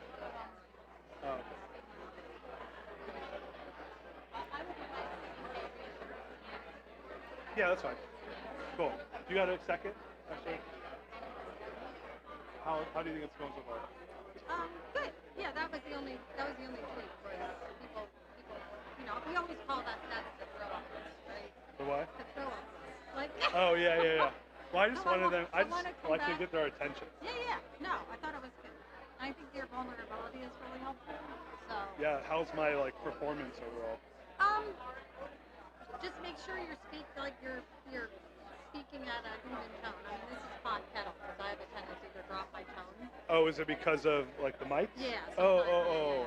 Yeah. So Yeah. Just Waving. Alert me with. That, yeah, like I did. Like, yeah, that was that's why good. I said that. And then, Outside of that, how's my read on the room and everything? I think I had a couple people come up and tell me they were really, really enjoying it, so I'm taking that as a good sign. Okay. Um, Cool. And I always, I think it might be helpful to before we come back, let me just do a couple takeaway, what they're hearing, so you get some feedback. Yeah. Like if we do a couple takeaways from the first part, and then you can go back to the 5 things that you just said to Don. Yeah. Launching into Yeah, I'll do that. I'll say, hey, listen, don't get overwhelmed by the assessment. Yes. Yeah. When you get your warm and fuzzy side on, that's helpful. Yeah. Okay. Cool. Is that okay? And Yeah. if there's anything else, I'll let you know. Okay. Yeah. I mean, I haven't done this live, so some of the stuff's new. So. I know you said when you did Core Values webinar that you wanted to do it live, and here you are. Yeah. I mean, you see, I like being live, but yeah.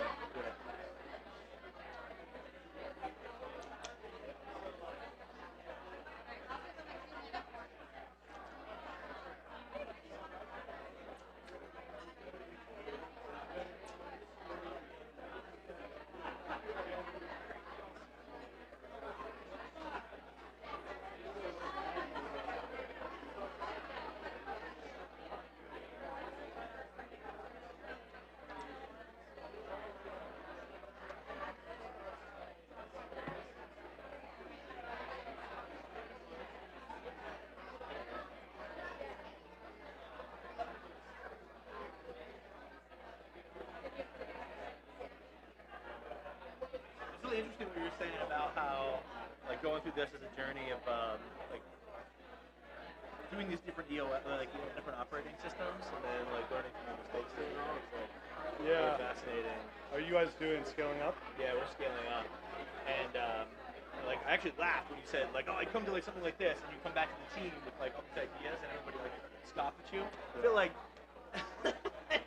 my whole, last several years was fucking awesome idea, and then more work. everybody's it's just like a wall. It's more work. Yeah. Or they'll be like, yeah, boss, sure, and then they won't do it. Yeah. Or they'll do it and they'll stop doing it. Yeah. I live that. Yeah. It's got to be easy. Yeah. Scaling up I like scaling up's one-page strategic plan. Yeah. Left side. I like huddles from it. Those are the 2 things I like. And then obviously the introduction of EHAC and stuff like that. EOS, I like parts of L10. And then when we go through Rule 1 org chart, you'll see there's elements of his scorecard and face combined. It's just a more intuitive tool. Plus some of my own stuff. But yeah, my takeaway from all this stuff is you don't make it easy, they won't do it. And there's an order in which you've got to operationalize it. I'll be talking more about it, but it's you've got to build momentum and muscle memory with this stuff, or else people won't do it.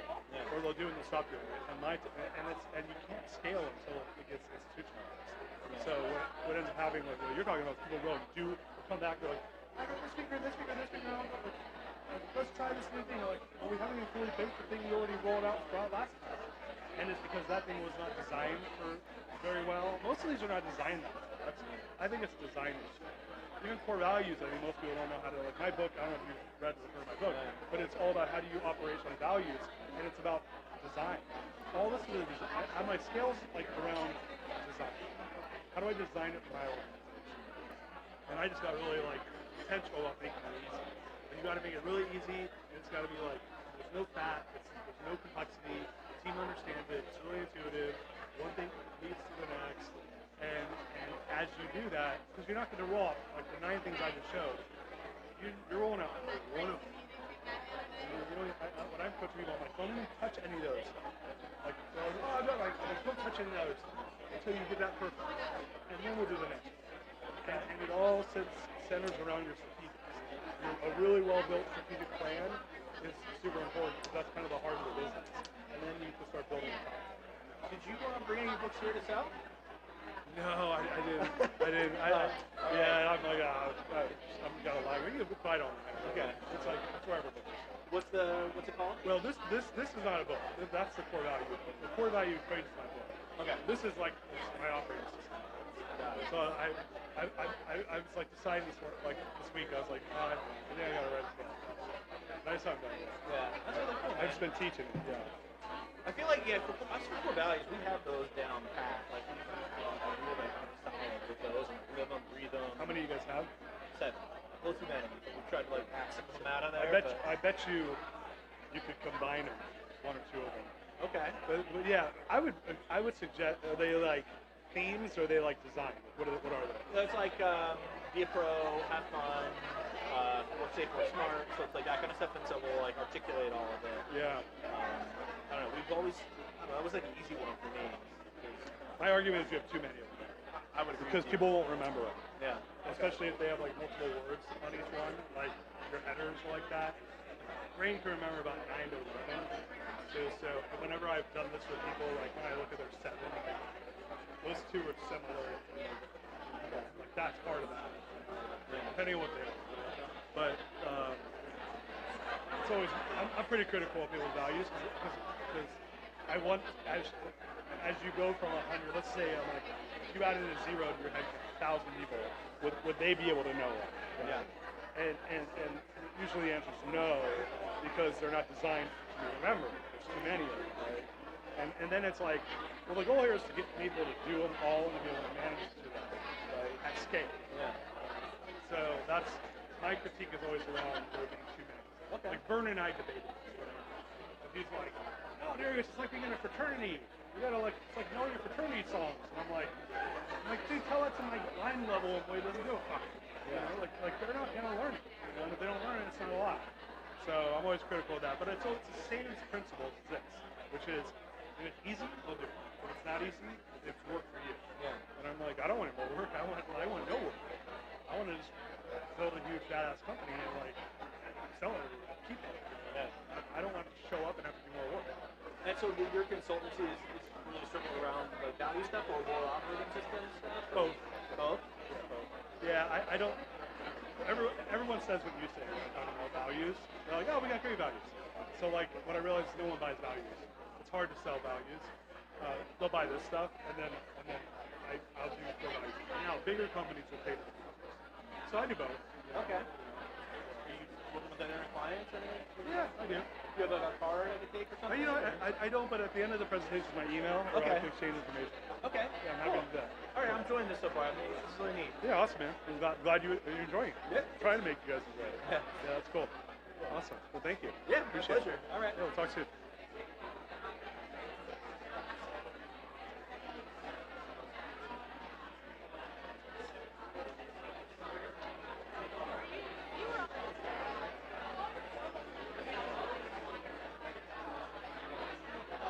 Ollie, Ollie, income free. Ollie, Ollie, income free. If you guys Everyone grab your seat. We're going to get started. have a seat.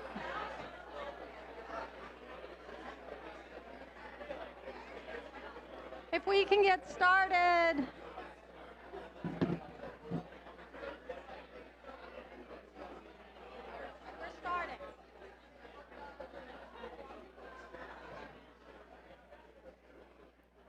So as we're getting started, I wanted to get a couple of takeaways from the morning so far. I thought that would be great feedback, so Darius can get a little bit of feedback on how he's doing so far or what you're learning. Can I get a couple of volunteers to raise their hand? Let's get started. All right, anybody else? I like the efficiency. Like the efficiency? What other takeaways? You feel like a failure? Ed feels like a failure. And you're motivated. We've got a motivated person back here. Taking action. Does that mean you're motivated to take action, Andrew? All right. One more. All right. Oh, Cheryl, it's great to be in person and network. Yay. All right. Can you reassure them now? Yeah. Cheryl Betts, like, she wanted me to, look, I don't mean to overwhelm you guys, especially the assessment had a lot of stuff, right? She said, we call that the throw-up list. you know, I meant what I said. There is, you know, simplicity or complexity and simplicity. So we have to make this stuff easy. Like when I built ScaleMap, it was about making it easy. And one of my clients is actually in the room, Patrick Gill, and so he's, you know, and I don't know, if, Patrick, are you averse to like kind of talking about how my thoughts on rolling stuff out? Yeah, do you mind? You want to tell you my story? Yeah, a little bit. Yeah. Oh, yeah. So Patrick's actually experienced how I think about rolling stuff out firsthand for almost a year now. Yeah, so I met Darius in February, and we, by the way, we rated ourselves a 2.8, so I got a lot of work to do. I wish I would have taken that survey like 6 months ago, because we probably were at a high 1 or 2. So I've definitely improved. But one area we've really improved is accountability. And I just want to make sure, what direction do you think I can give the team that's going to be most helpful about our interaction? I think it's just about like, and now let me just say this about Patrick. He runs a fairly good-sized company. They've done stuff in the past to let for quote-unquote best practices. And when we started working together, I was like, look, there's a way to do this. There's an order in which you do this. So it's really about not getting overwhelmed by all the stuff, really about like the way this stuff kind of comes to life in the organization. Yeah. As you've seen it. So first of all, from like a mission and a core value standpoint, we had core values. Darius had them throw them out. We had too many. They weren't well operationally kind of integrated into the company, so we're redoing our core values, which is probably going to be a 9-month process. And I agree with Darius in that it is a little bit overwhelming, but we haven't implemented everything. We've started with, all right, are we having the right meetings? Now we have 15-minute huddles. Now we have 30 every 30s with managers. Now we have, we're steadily building every piece. We're working on our KPIs. We're working on every layer of this, much of which was asked about in these questions. But we're 25%, 50% there on some of these things. But I do think that we're going to come out on the other side of this thing, and after 12 months of going through this, a much stronger, better company. And one thing I'll share is I'm an idea guy. What's one of my top strengths? Strategy. I want to grow. But I also realize that we suck at growing. We fail at our projects. We're always late. We're over budget. I got to get better at executing before I try to put fuel on the fire. So that's what, and Darius and his team have helped me pretty grounded to, all right, let's get the core basics right. If we can't do basic plays and score goals, if we can't get that done, then how are we going to start to win championships? And that's kind of where we are. And I appreciate all that you've done for us. And we got a lot of work to do, but we're getting there. Thank you. Yeah, it's really, like, I don't want you guys to get overwhelmed by this. This is a process. Sorry, I'm like talking in 2 mics. It's a process to do a lot of this stuff in your business. And you don't do all of it together at the same time. I was at Ryan I was talking to earlier, and I said, just now, and I said, like, he was talking about how his team gets overwhelmed, right? And I did this to my team too, and I said, look, it's because you go back and you bring everything to them. To build scale in the company, there are some basics we got to get done. Today we're working on the most important one, which is how do we build good strategy? How do we strategize with our team to build a strategic plan once every 13 weeks so that we have something to work from? That's the heart and soul of you growing your company. 13-week sprints, 5-day sprints in between where we meet to have accountability around the 13-week sprint. Do that 4 times a year. You know, how many of you guys are doing that effectively right now? Raise your hand. That's basic. I don't care about any of the ideation. When I hear people start talking about all their cool ideas and stuff, I'm like, get the fuck out of here. Because it's a waste of time if we're not blocking and tackling. The heart of this is, do we have a good strategic plan? So today I'm giving you guys my best stuff, which is, how do you have a good strategic? You're going to go into your year-end planning. How do you do that? If you're not doing that, I don't care about, KPIs don't even mean anything if you don't have a good plan. It's like you're like measuring something that doesn't matter because you're wandering aimlessly running your business. You're being reactive. You're not growing a business. You have a really, really, really painful, crappy job. So, sorry. I've had that job. I've had that job a bunch of times. I don't want that job. and nor should you. So let's get right on our strategics. Sound good? Yeah?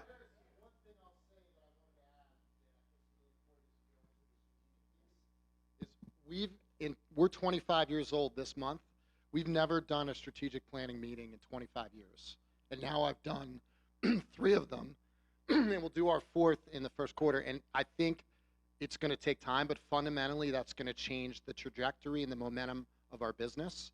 And I would have had no idea how to run a strategic if it wasn't for a framework from you on how to do that. And I sucked at the first one. I got better the second. We're getting better and better and better. So it's a huge part, I think, of planning out growth. Yeah, thank you. And for those of you that are doing scaling up with us, one of the reasons that we give you such a hard time about things like management accountability plans is because this is the work. Yeah. And that's why I'm so excited that Darius is talking, because you're going to hear some similar stuff. Cool. Let's hop to it. So blah, blah, blah, right? That's most strategics. So I'm going to teach you guys to learn how to run an effective strategic meeting. Well, first of all, what's the goal of a strategic meeting? Like, why do we have them? And I just said a moment ago, it's what do we need to work on in the next 13 weeks to make sure we hit our 1-year target, because I have these 1-year goals, which you should have in your business, right? So that why? So I could hit my midterm and long-term goals. It's just taking that one bite of the elephant at a time, but you got to take it in those chunks. So really, that's the goal. As far as I see it, it's like, hey, let's build a plan on what we're going to hold the team accountable to over the next 13 weeks, and let's do that every 13 weeks.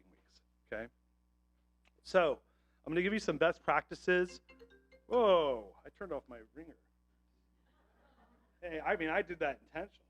There we go. Turn off my phone. Whoever that is that can wait.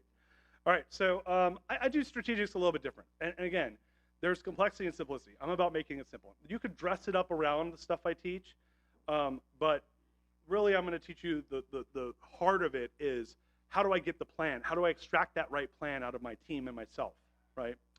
I do a process called WI assessment. I'll be going to that in a second. First and foremost, though, and I'm just going to touch on this very quickly, is, and I think we put a guide in there for you, is, we need to decide who attends a strategic meeting. And what I find is a lot of times people will try to make it like a team build, and it's not, okay? And you'll know that the wrong person's in the meeting if they're not contributing. So I have a tool in here that kind of walks you through how to assess if someone should be in the meeting or not. I recommend you do that. I don't want to dive too much into it right now because I really want to teach you how to run the meeting. But I think a really important part of running strong strategics is around putting the right people in the room. And what you don't want to do is bring someone into the strategic and then kick them out later, because then you hurt their feelings. So just don't invite them to begin with. You'll hurt their feelings a little bit then too, but less than if they actually come to one and get asked to leave after. And I've uninvited a lot of people to learn the hard way. So we want to make sure that we're careful of that. You could use the tool. I believe it's in your packet, and you can assess who should be in your strategics and who should not be. The biggest thing is this: do they own parts of what's getting done?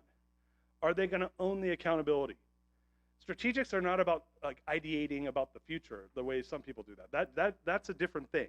Strategics is around ideating about what needs to get done and then building the plan to get it done over the next 13 weeks. That's the way I see it. We can build some strategery into that if we want to think about 10 years from now, but I don't view that as what the quarterly strategic is.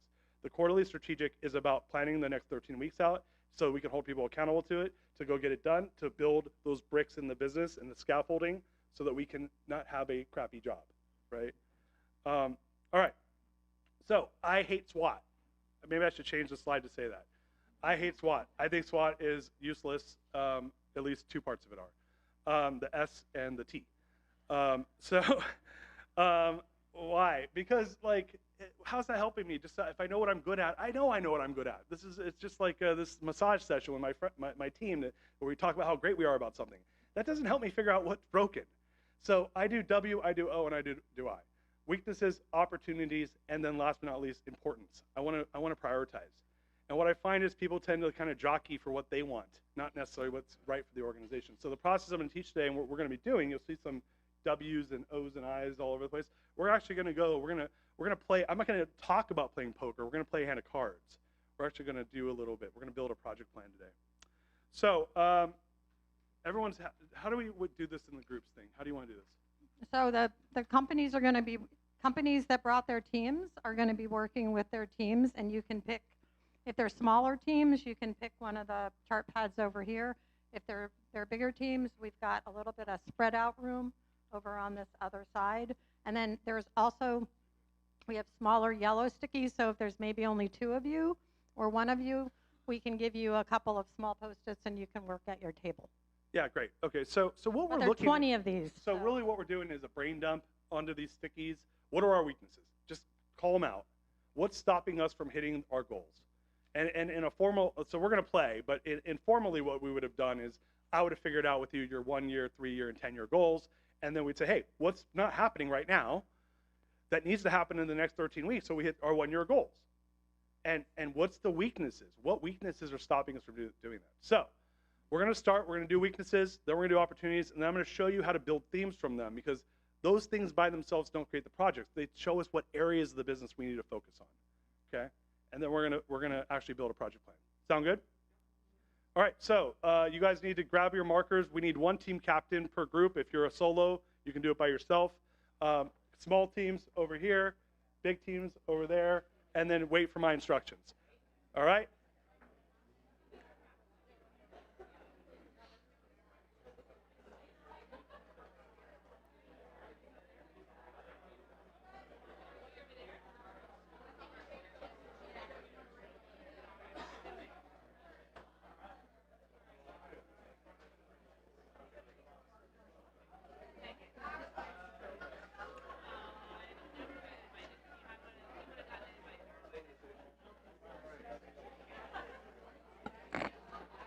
All right, let's get in front of our big stickies. Pick a team captain if you're more than 1 person, and grab a marker.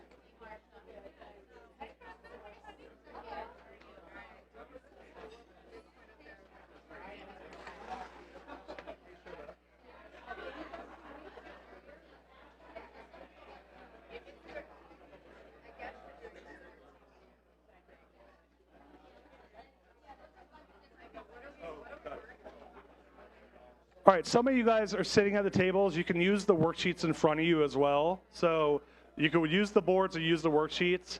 I prefer the worksheets just so you get some space to work with. All right, so I need your attention. We're going to start now. Hey, everyone's attention. All right. I'm going to give you 7 minutes. Do not, listen, 7 minutes. Right now, it is 10:16. At 10:23, yeah, you're going to go to page 5 if you're not working on one of the big stickies on the wall. Page 5 is where, and it's the same instructions on the screen. Okay, you're going to write down every weakness that can affect the business in the next 12 months. What is every weakness? A weakness is something that's going to stop you from being successful, okay? Every weakness. If you need more paper, we got more paper, you come grab it. You have 7 minutes. Darius. Yes. Internal, external, anything that's going to stop you from being successful. I'm agnostic. Internal, external is the same in my book. Your external customer's experience is a reflection of your internal customer's experience. So, you got 7 minutes, every weakness, go.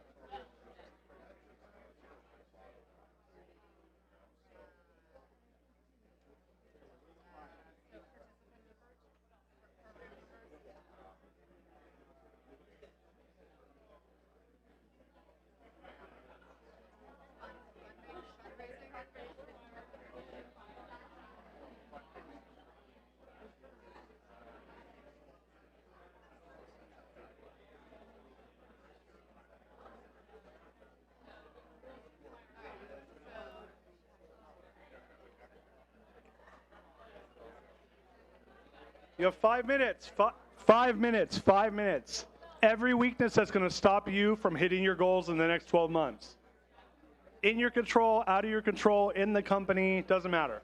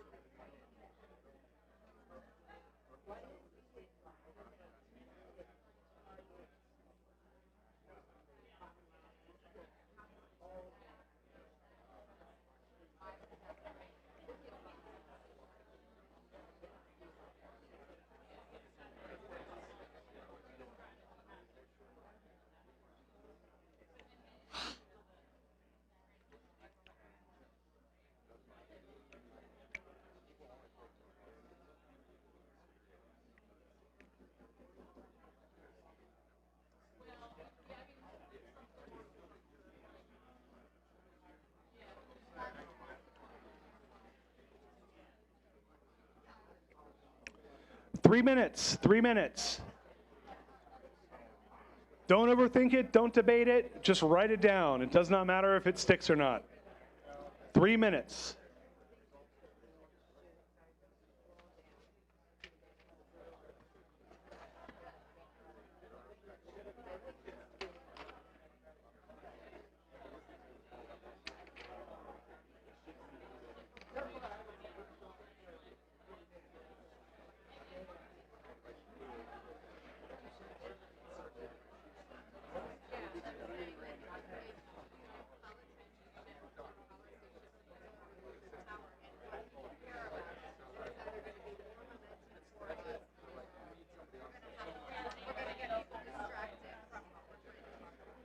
Two minutes, 30 seconds. 2 minutes and 30 seconds.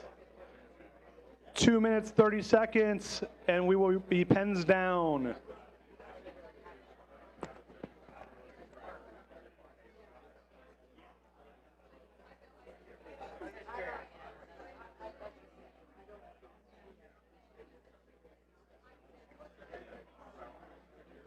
Two minutes.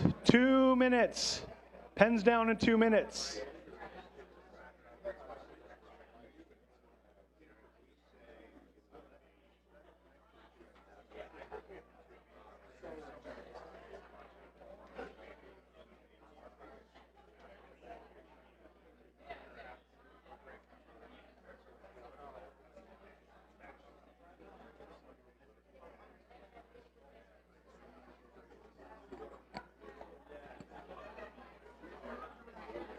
One minute, 30 seconds. 1 minute and 30 seconds. Get it all out of your head. It does not matter if it sticks or not. We're just writing everything and anything down. This is a brain dump.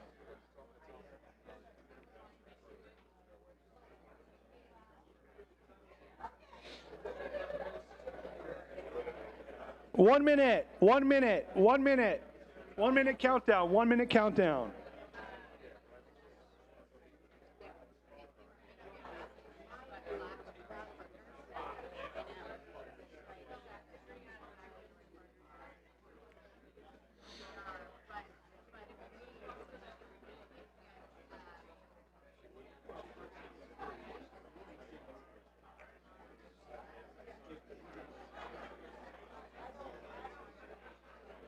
Thirty seconds.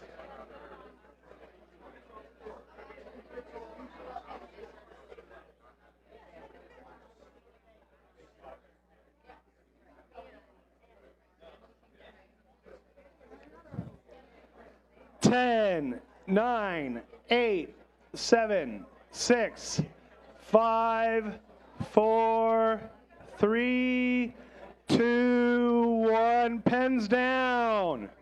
Pens down. Need your attention. Pens down. Pens down. Attention, please. Pens down. All right, we're moving on. All right, we're moving on. All right, if you're working in the workbook, you're going to be on page 6. Okay, we are going on to opportunities. What are opportunities? If weaknesses are what's stopping us, opportunities are things that we can go embrace. They're the positives. They're those things that we can go do. This is Darius letting you ideate. What are the cool things we could go take advantage of in our business right now? That's an opportunity. So write down every opportunity that can affect the business in the next 12 months. What are opportunities that can help you hit your goals? You have 7 minutes. Go.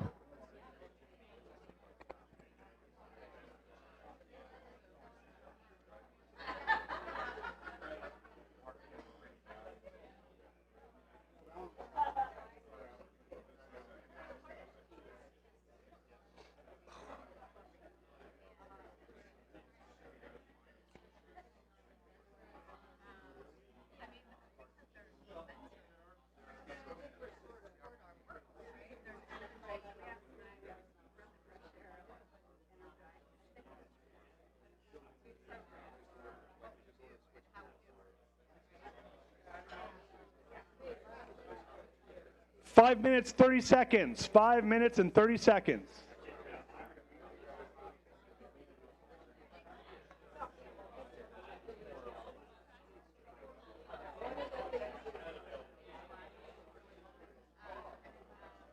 What are the opportunities that are going to take you to the next level? What are situations you can take advantage of, lean into in your business to grow the business, to make it better, to make it more efficient, to remove friction from the system? What are the opportunities that are priorities to you are most important? These are the ones we want to focus on. 5 minutes. 5 minutes. Hey, Cheryl Beth, can I get the mic? The mic? Yeah, I don't want to keep leaning over that thing.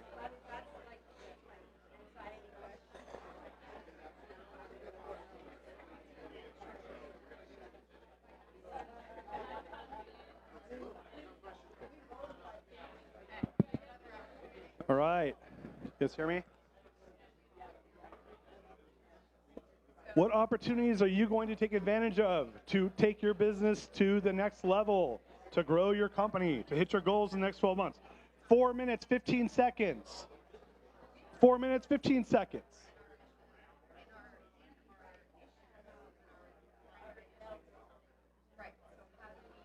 Four minutes, 15 seconds. What opportunities are out there for you to take advantage of to hit your goals in the next 12 months?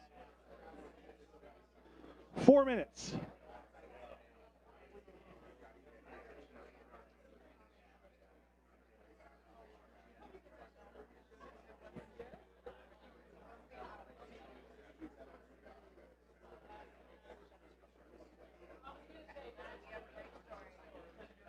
Three minutes, 30 seconds. 3 minutes and 30 seconds. Don't overthink it. Just throw them down there.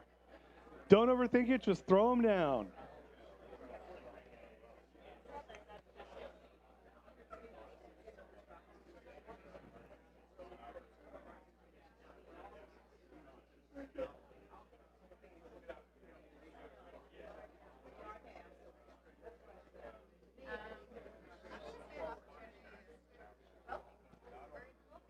Three minutes.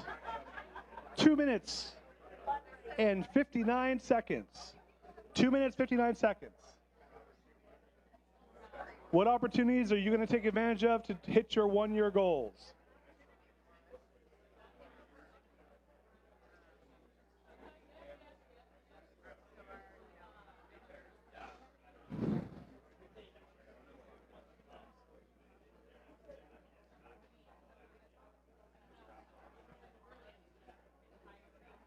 Two minutes, 30 seconds. 2 minutes and 30 seconds.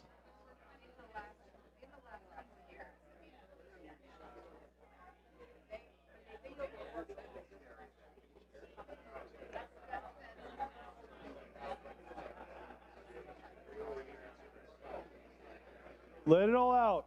Pour out the brain. Get every opportunity on the board. Every opportunity on the board. If you're done with opportunities, go back to weaknesses. 2 minutes. 2 minute warning. 2 minute warning.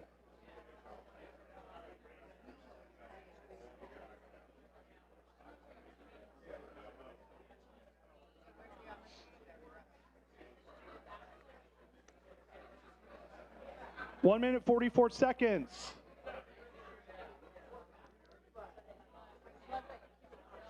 Oh, yeah.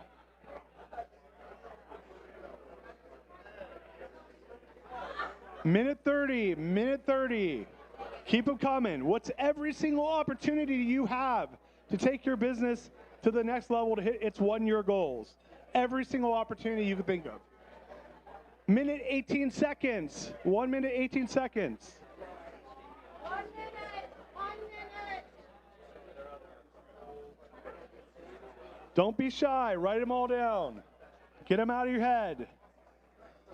1 minute, 2 seconds. 1 minute warning. 1 minute warning when I call time. Pens down. 1 minute. 1 minute.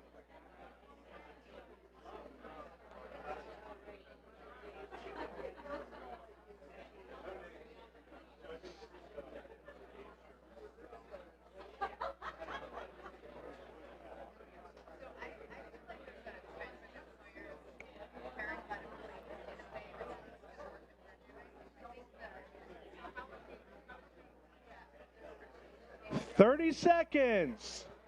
30-second warning. You have 30 seconds left. 25 seconds.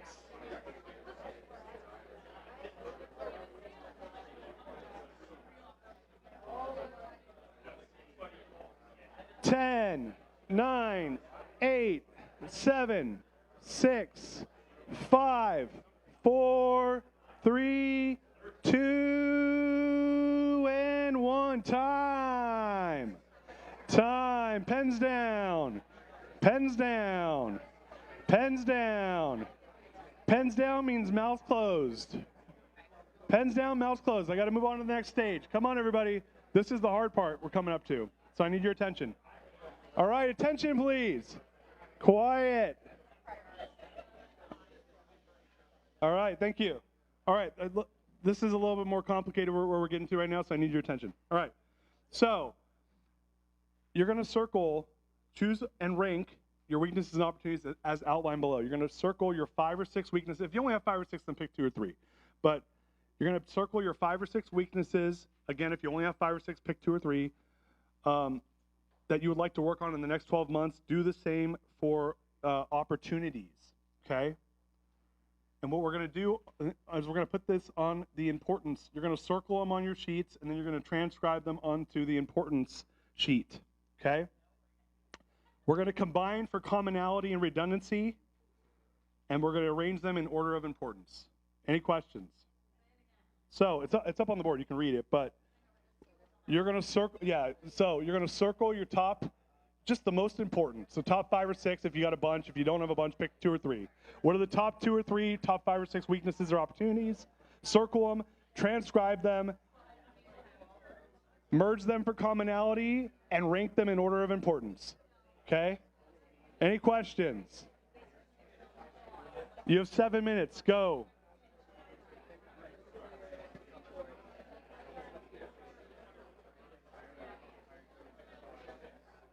If you have questions, come grab me. I'm happy to help. This is a little bit complicated to do in this setting. Yeah, so you're gonna pick your top couple on each one, the most important things. Don't do that. Circle them here first, then transcribe them. So you got to pick them on each sheet, and then right. So pick. So you're gonna pick like probably 2 or 3 on each one. Well, I would write it, but I would. Yeah. Cool. So yeah, just what I would do is rank these first, then do the I last. Yeah. Rank them, circle them. So you should pick a couple on each one. There's the most important ones. We're trying, and then you merge them together on the I, and you rank them in order of importance. Okay. So circle them first. Pick the most important opportunities and weaknesses first. Then you move them onto the importance second, okay? Hold on 1 second.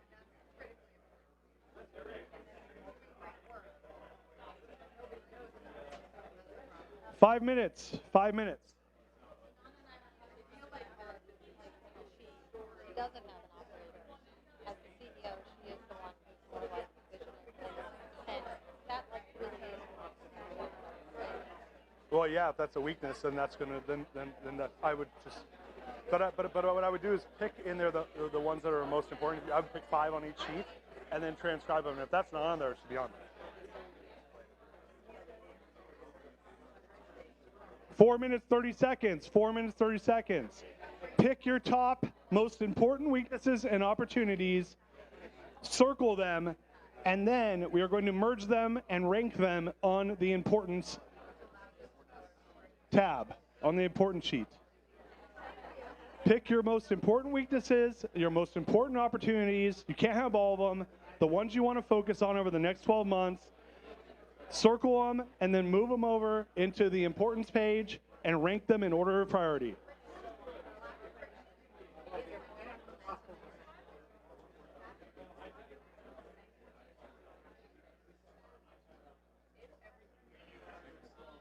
Three minutes, 45 seconds. 3 minutes, 45 seconds. Once you circle them, we're going to merge them over and rank them in order of priority on the important sheet.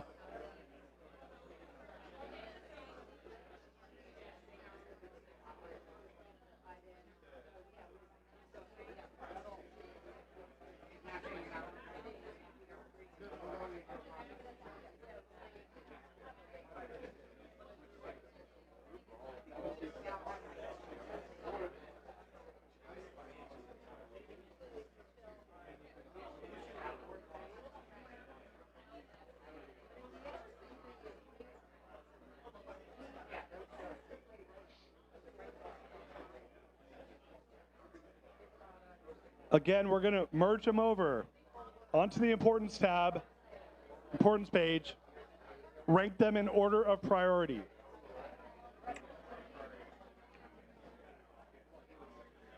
Two minutes. 2 minutes. 2 minutes. Sorry, is that 3 minutes? 3 minutes.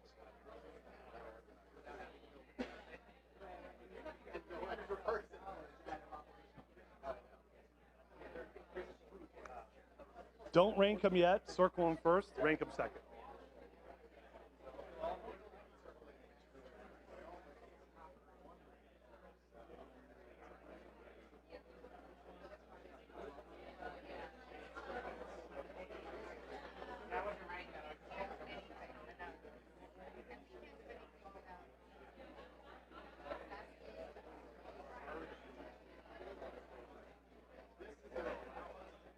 You are not building your project plan yet. You are not building your project plan. Do not start assigning yourself work on the importance. It's just, we're just looking for the areas of the business that you want to focus on. That's it.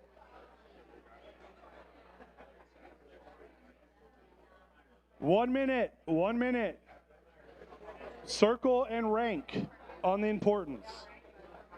Circle and rank on the importance. 1 minute.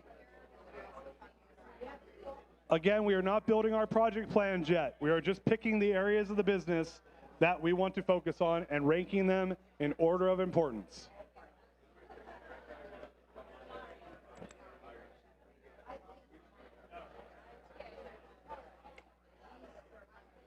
One minute.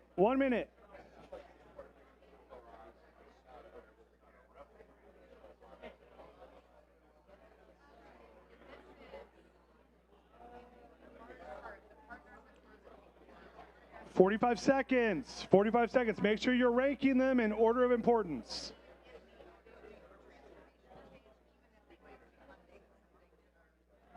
Number 1's the most important. Number 2 is the second most. So on and so forth. Where there's commonality, we want to merge them together. 25 seconds. 25 seconds.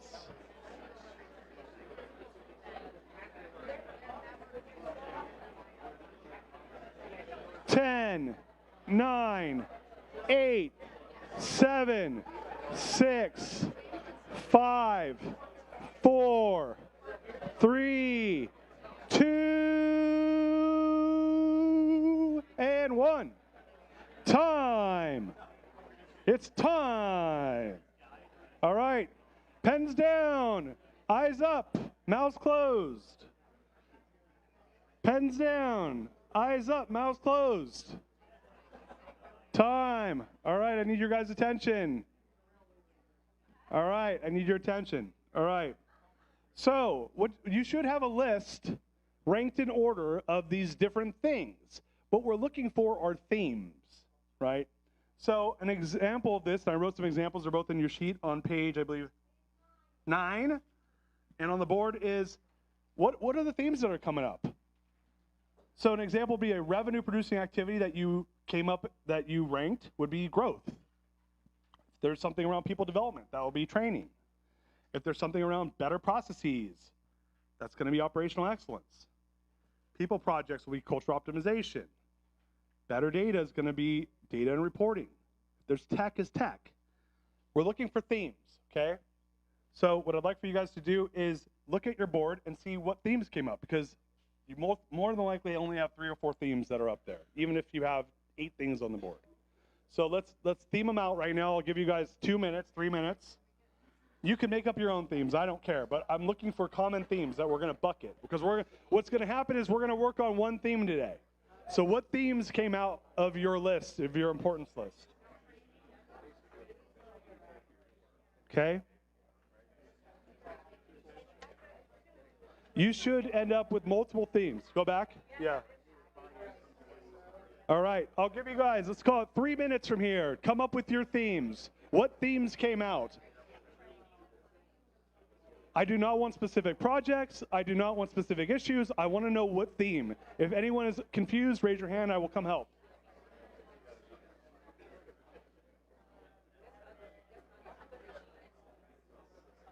Good job.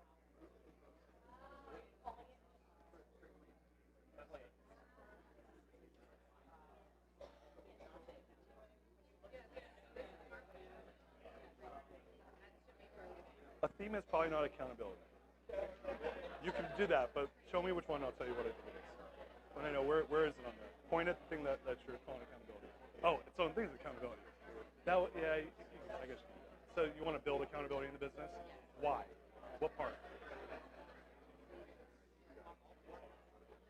Roles and responsibilities, follow through with work performance. No, I understand that. So what I would want you to do is say, because you can only do so much in a quarter, which department do you want to work on with accountability on? What's the most important? Is there a part of the business that needs it first?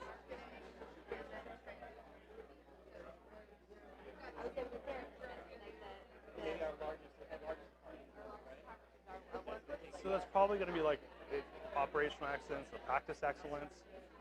That's probably what that is. I'd focus on that, and accountability will be a part of that. See what I mean? Yeah, we call it manufacturing. It's that. Maybe if you use practice excellence, or it's going to be something around that. If you're helping, people with therapists. Okay. Again, we're just looking for themes. It's not specific. We're going to be working on one theme today. 1 minute, 30 seconds. 1 minute and 30 seconds. What themes are coming out? These are the things we're going to be working on. So you guys should break these into themes. So like hiring would be growth, internal management implementation would be operational excellence, training's L&D, alignment and vision. I don't know, you could leave that. That's probably culture. Or, semiconductor sector is what? Yeah, you want. There's a reason we're doing this.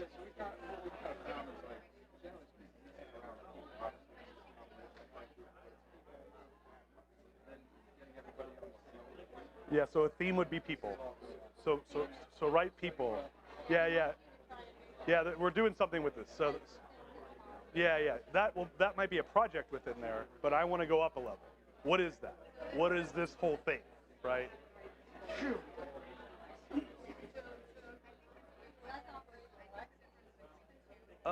It depends. I mean, internal management implementation, is that hiring or is that on process? So that would probably be operational excellence. Yeah, so that might be like your supply chain, and that might be operational excellence. Right? So again, we want to group them together and figure out our themes. Cool. 1 minute. Again, we're just looking for our highest level themes. Okay? Yeah, where are you guys? Where's your? We didn't write it down. We were ranking them on it. Yeah, so like this will be people. Yeah. So you might write people up there if that's your number one. Your number two is key man risk. That's risk management. Service delivery model bench is going to be probably operational excellence. Client for sales target accountabilities growth. Complex service offering. You got to group them because you have too many. Yeah. But you got to group them and then do what I'm doing right now because they all level up to something bigger, right? So complex service offering is going to probably be like product, customer downsizing, that's growth, untapped potential, I don't know, nimble, that's operational excellence, profitability is nothing, maybe that's finance, aligned leadership team is operational excellence or leadership.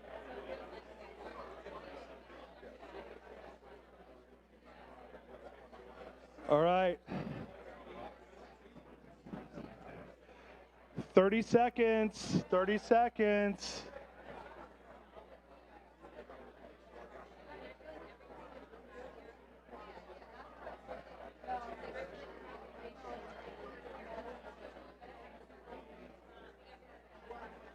Twenty seconds. We're looking for those big themes. What are the big themes? If you need more paper, come grab it. What are the big themes we want to work on? So again, we're looking for those big themes. 5, 4, 3, 2, 1, time. Time. Pens down, hands up, mouths closed. Time. Pens down, eyes up, mouths closed. Time. Guys, I need your attention. We're moving on to the next part. Come on. There's 120 of you and one of me. Let's keep it down. All right. Ready? Okay. You should now have a few themes. Okay? And they don't need to look exactly like this, but we're looking for the higher level. When you tell me something specific in there, like hire more people, that's growth. Okay? Because you might have build the bench on sales. That's growth. You know? You might have train the team and build a university. That's going to be L&D. I want the highest level theme. Why? Because we're going to build a project. You're going to pick one of your themes, okay? And we're going to be working on that next. All right, so you should have written down your themes, 1 through 4, number 5, and again, that's page 9 in your workbook. You can just see it on there. Page 10 is going to be where we write down our top 4 themes. I don't want more than 4 themes. If you have more than 4 themes, get rid of 2 or 3 of them. 4 max, 5 bonus, okay? Why? Because people start working in all these different directions and then nothing gets done. You get to pick maximum 4 and 5 is a bonus. That's like if you're a total badass. It's like this table, they can pick 5. All right, so pick your 4. If you have more than 4 themes, you get pick 4. Pick your 4. I'll give you 1 minute, pick your 4 themes. All right, pick your 4 themes. All right, everyone ready? Everyone pick their themes? Maximum 4. Less is more in my world. There's complexity and simplicity. All right. Again, we're going to identify up to 4. Okay? Ready? Let's go. All right. We're going to build a 4x4 growth map. Okay? So we're going to play a hand of cards. You guys are going to see what it's like to build a theme out. What projects are you going to build? So I'm going to talk to you about that. Okay? So hey, you guys, listen, if all you guys stood up when I did the 4.3 thing, you guys do whatever you want, but that's not the case. So you got to pay attention. All right. What is a 4x4 growth map? A lot of what I find when people are building their strategic plans is they either have too little or too much, okay? And we want to get focused. The reason we do WOI is we want to figure out what's really important to the business. Why are we doing themes? Now we know the 3 or 4 areas we want to focus on. Then we're going to build a project plan of the things that need to get done over the next 13 weeks, okay? So what does a 4x4 growth map look like? I've talked a little bit about this. We did our WOI. Company meets 4 times a quarter. We build our growth map so that we know what we're working on over the next 13 weeks. I'm going to walk you through what this needs to look like, okay? I actually think everyone should sit down in their seats really quickly because I want to run through this, and then we're going to come back to our boards, okay? So everyone grab a seat.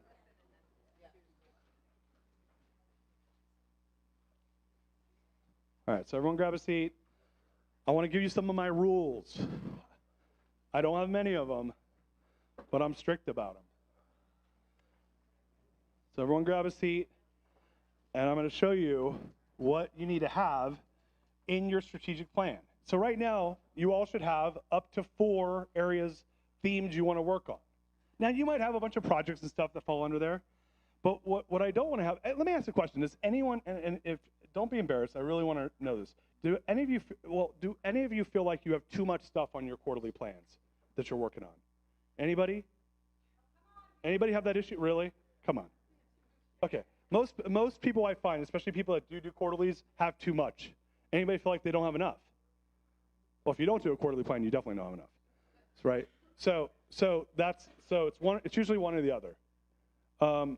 That's a common thing I see is that we build these plans, and they either don't get done because there's too much on them, or we don't have a good plan and we're not moving the ball forward. So the goal here is we're trying to figure out what's the most important things we need to work on and get done over the next 13 weeks. Okay. And the reason I say 4x4 is like I don't only want 4.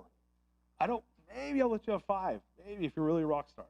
But I want 4 areas of the business you're going to focus on, and I want you to build plans. And there should be really no more than 4 items under there.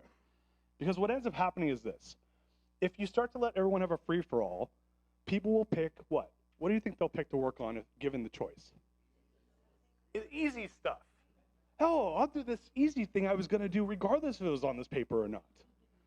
That's said every single person in your company, right? And then you end up getting to the end of the quarter, and the really hard thing that you really wanted to get done, what happens to that? Nothing. It rolls, right? Anyone here ever have projects rolled in the next quarter? Yeah, all of you, right? You don't need to raise your hand, I already know, right? It's common. Oh, it's not my fault, boss. I'm like, yeah, it is. It's your fault. It's the CEO's fault. You own it. It's your company. So it rolls because we don't have the right systems built to get it done, right? It rolls because we're focused on the wrong stuff. It rolls because our team is not good at building project plans. It rolls because we don't know how to set due dates. These are the problems you all have. I know it. So how do we get around that? How do we fix this really big problem? And it takes practice. Let me just say, you're not going to leave here and build badass project plans. You're going to build better project plans from here. So first and foremost, I love parking lots, okay? I say the parking lot is the only thing that's allowed to be creepy in the company. What I mean by that is I let things, if I know things aren't going to get done, but I want to remind us that they get done, I put them there and then it's just there. And we look at it. It looks at us, doesn't talk. It's creepy, right? A little weird. But yeah, I like parking lots. So when we have stuff, we're like, man, I really want to work on that, but we just don't have enough bandwidth, put it in the parking lot. That's where things live. You should have a parking lot in your meetings. You should have a parking lot in your quarterlies. You should have a parking lot in your yearly. That's like the stuff that's like, I really want to work on that, but I can't. Parking lot. And it just sits there, it shuts up, and it looks at you. All right. I use what I call SMARTA analysis, which is my ripoff of the word SMART, like SMART goals, right? So I'm going to tell you what SMART is. When we build our project plans, you will pick a theme, one of your themes, and you're going to build a few things you're going to work on for the quarter. They have to have some very specific things. I use SMARTA. I want a specific project. What is specifically going to get done? Not hire 10 people. Fine, hire 10 people. Line up 25 recruits. Boom, boom, boom, boom, boom. I want specifics, right? They need to be measurable. Not like get more revenue. I see shit like that, I like puke in my mouth. Like more, the $1 is more, you know? Have higher score. It's like, what does that even mean? Like, it needs to be measurable. I want specific, I want measurable. What are you specifically going to create in your business? It needs to be attainable, right? Like, you need to actually be able to do it.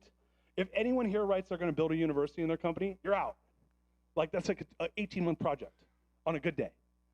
Whenever I see that, again, puke. So it has to be attainable. Like, you're actually going to get it done. Okay? Realistic. Like we're able to do it. It's realistic. We're actually going to do it. And then the last two are different from SMART goals. Deadline and accountability. I want everything needs to have a due date. No due date, it doesn't exist. And what I hate when people do on quarterlies, and this is like a good cheat sheet, the last day of the quarter is not the due date for everything. That's bullshit. Tell me when you're going to get it done by. Oh, oh, it's like 12:31. Everything. We have a big party on 12:31, 3:31, 6:30. Yeah. No. When are you going to get every single thing done? Give me real dates. Get good at figuring out when you're going to get things done. Oh, by the way, you can't miss it. Right? And how do we do that? We get good at it. It's a muscle we got to build. So I want specific due dates. And accountability. If you put 2 names on there, put 0. 1 name. I need a name, I need a due date, and it needs to be specific. I want SMARTA to happen when I'm building my plans. So you'll see on my plans, it's like, you know, I'm going to use this, even though I hate it, university. It's like, go research LMSs, due on the 10th. Pick 5 LMSs that we want to, you know, do deep dive on. Present to team, do like 120, 130. Present to the team. I want step-by-step what's happening with due dates and who's doing it. Spell it out for me. And then we're going to put it in. I like Monday.com. You could choose what system you want. I put that stuff in the system, and then we manage to it on a weekly basis. Why? Because that's how shit gets done. Okay? So, again, the object is to build an effective quarterly plan. Use SMARTA. You guys have all this stuff in front of you. We want due dates. Key concepts for building a 4x4. Projects have to get done, okay? There's no rolling. I say like 10, 15%, and it's because like something totally was out of our control, and you can prove it without a shadow of a doubt that it wasn't your fault, right? Projects have to get done. You got to ask yourself the question, are you committed to, and is your team committed to getting it done, right? The reality is this, your team's busy. This project you want done is more work. So you have to factor that in. Well, Darius, like things roll because we get caught up with this other thing. Factor that in when you're building your plan. Get good at factoring in all the things that are going to happen.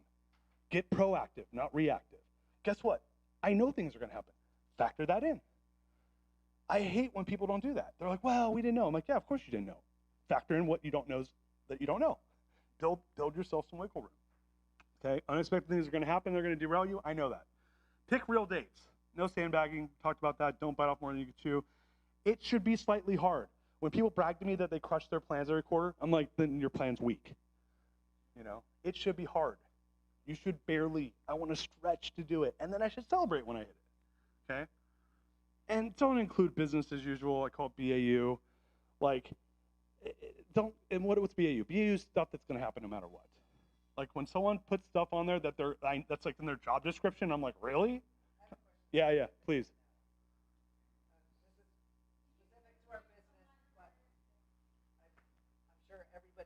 Has something like this right now. So we're a manufacturing company. We do electronics. You might have read about microprocessors in the news. They suck.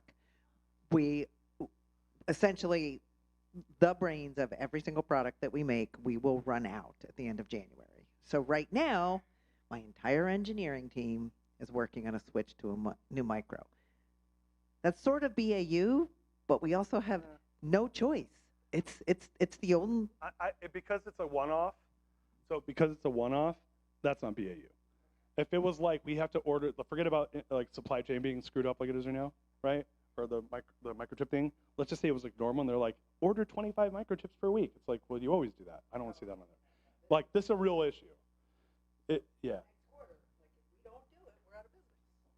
If yeah, that's on the plan. Yeah. No, it's important. That's not BAU. BAU is like I'm just doing my job, right? Like regular stuff, like that's your responsibility. The goal here is for us to have projects above and beyond BAU that get accomplished to move us up, right? Any questions on this? Can you speak to the small, but when you're smaller, sometimes what would appear to be a BAU is actually putting a system in place to help you with growth. Yeah, so like, again, don't bite off more than you can chew. Like, I'll do multiple things. I might even manage BAU in the same system I manage my projects in. I just call them what they are, right? I manage everything. Like, you can't hide in my businesses. I think we had a task management system that had like 98,000 tasks in my last business. There's no hiding. And it's not because I want to micromanage people. I just want shit to get done. And I want people to know where the lines are, right? So it's okay to put BAU in there for task management. I'm not talking about task management right now. I'm talking about what's the one project that needs to get done this quarter that's outside of the daily grind. What's the 4 projects, if you can handle that in that one area? For bigger teams, it might be 32 projects, 6 per 4, or 8 per 4 area. You have 4 areas, you do 8 projects if you can handle it. What I don't want is people sandbagging. What I don't want is stuff that's not going to get done. It is a skill set to learn how to do this. And it takes time and it takes discipline. Any other questions on this? We're going to play a can of cards. Don't. I mean, you're going to do it. So I'm just talking about it right now. What about projects that span multiple quarters? Right, so we have a fair amount of those Yep. that, we traditionally have tried to just chunk it. Yep. Where we say this is the part of the milestone we want to accomplish, but is that? Yes, that's it. So if you have like a 18-month project, what needs to get done in the next third? What's the piece that needs to get done now over the next quarter, so that we can move to the next piece, stage 2, so that eventually we finish stage whatever, right? What I don't love is people pit these really big projects and they don't chunk it. So that's the best practice, and you guys, it sounds like you're doing it. Any other questions on this? Again, we want to get very specific. We want to hold people accountable. We want the team to learn how to do it. It's usually a bloodbath when people first start doing this. They're not good at it. I expect that. We'll see where you guys land on this today. A couple other key concepts. I really, again, for bigger teams, I might go outside of the rules here, but this is kind of a rule of thumb, is I allow for a maximum of 4 projects per theme and initiative. So if your theme's growth, pick 4 projects. Because the minute we start adding more, I'm telling you, your team will cherry pick. You will cherry pick the easy ones. I would rather you get 2 hard ones done than 4 easy ones that don't move the needle. Okay? If I get 1 to 2, if they're the right 1 or 2, I'd rather do the 1 or 2. But again, no more than 4 projects per, and I really don't like to see more than 4 themes. And again, I say it here, it's better to accomplish 3 big hard projects than 16 small projects. It's just, if it's gonna move the needle is what I'm caring about. And really, I'm gonna sound like a broken record, do not overcommit. What it does is, the biggest issue with overcommitting is it undermines the accountability of the company, okay? It creates a culture that lacks accountability. Oh, it's okay for us to roll projects here. We always do that. Does that sound like a culture of accountability to you? Of course not. It's unspoken. Your team sees it. They know that I can cheat. Dad doesn't care, right? Like, it's not that we, like, and we don't do this intentionally. It's that we're like, oh yeah, they got busy. I'm telling you, this is a discipline. This is a muscle you have to build in your organization. And it's by people knowing that, hey, when we put it on paper, we do it. And there's a discipline to us getting stuff done. And that is how we build a culture of accountability. That's one of the things that needs to happen. It's the first step, in my opinion. All right. We're going to build a project plan. How's that sound? Yay. All right. So you're going to pick one of your themes. I'm going to give you 25 minutes. Do we have time for 25? Are we good for that? 20? Okay, let's do 20. Yeah, because I still got to get through 2 more parts. Am I running over? I really want to get through this. I'll move on fast on the other stuff. All right, so I'm just going to have to move faster on the other stuff. Let's do 20 minutes. Okay, that means you guys got to, when I say call time, we got to sit back down, and then we'll see where we land. You're going to pick one of your themes, and you're going to try to build a project plan for it as far as you can get. If you get through 2 projects, great. Use Smarta. If you have questions, raise your hand. I can come and kind of point you around. Any questions on this? All right, you got 20 minutes. Go. Pick one of your themes, and you're going to build the projects for it for the quarter. Pick one of your themes. Just one. So growth, pick what are the 3 or 4 things you're going to do this quarter.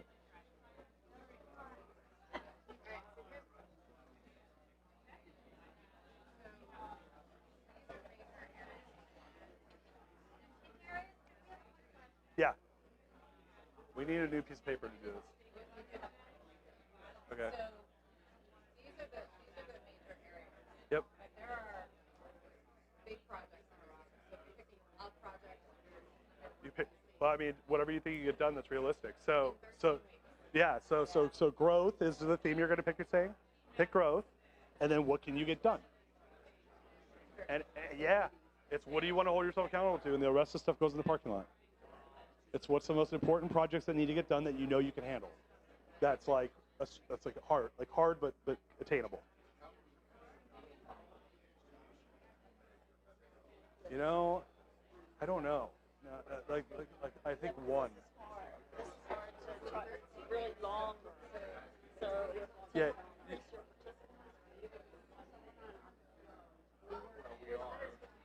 Yeah, you got to work within the constraints of what you're working with.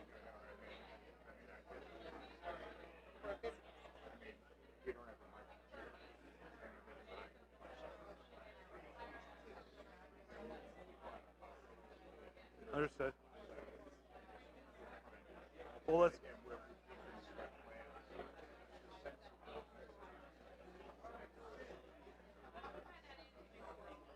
Yeah, like again, I get culturally it's different because it's not, but there's still some people should be able to be held accountable, and they can't work for us if they don't.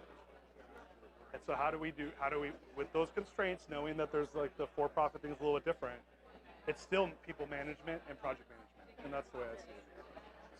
So there, I get that it's a little different, but people are people and projects are projects.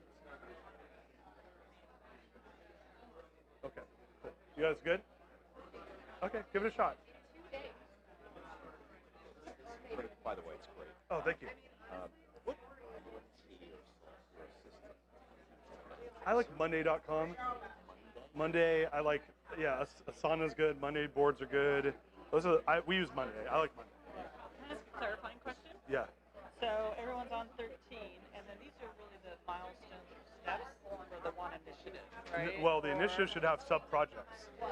So growth has like 4 projects we're doing, and then there's steps under the project. Okay, hey guys, everyone's attention. Sorry.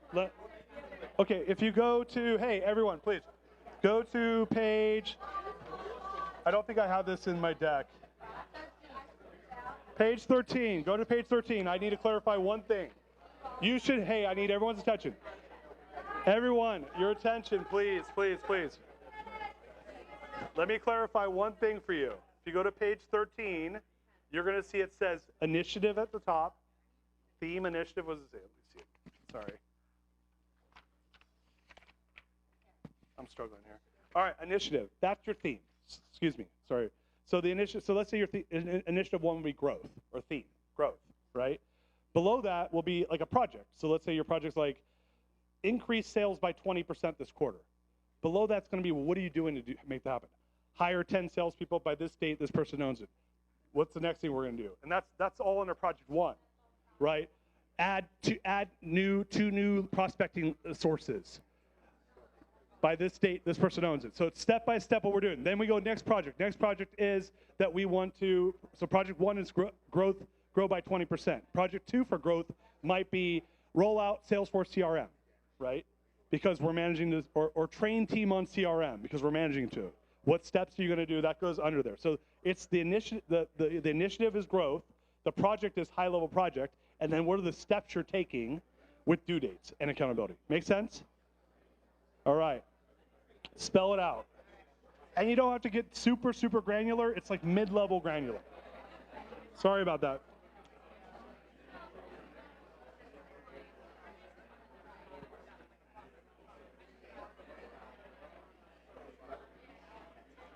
Yeah, I normally teach this over like 4 hours. I know, it's like so good. I was like, this is experimentation. I'm like, this is a 4-hour like training. Just this one. It's a 3-day training. Yeah, I'm like, I guess I could train it. It's literally this part's a 4-hour training. Because it's like it's a lot to Yeah, this is like how you get shit done. Yeah, totally. Exactly.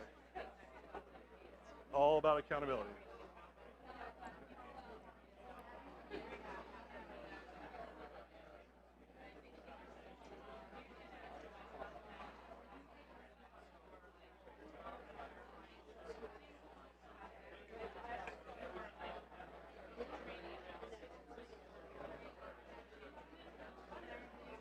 Okay, you got 15 minutes, 15 minutes.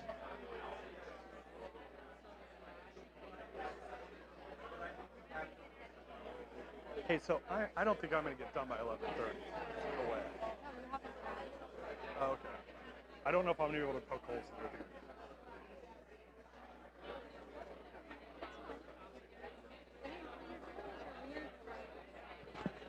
We're a little fuzzy.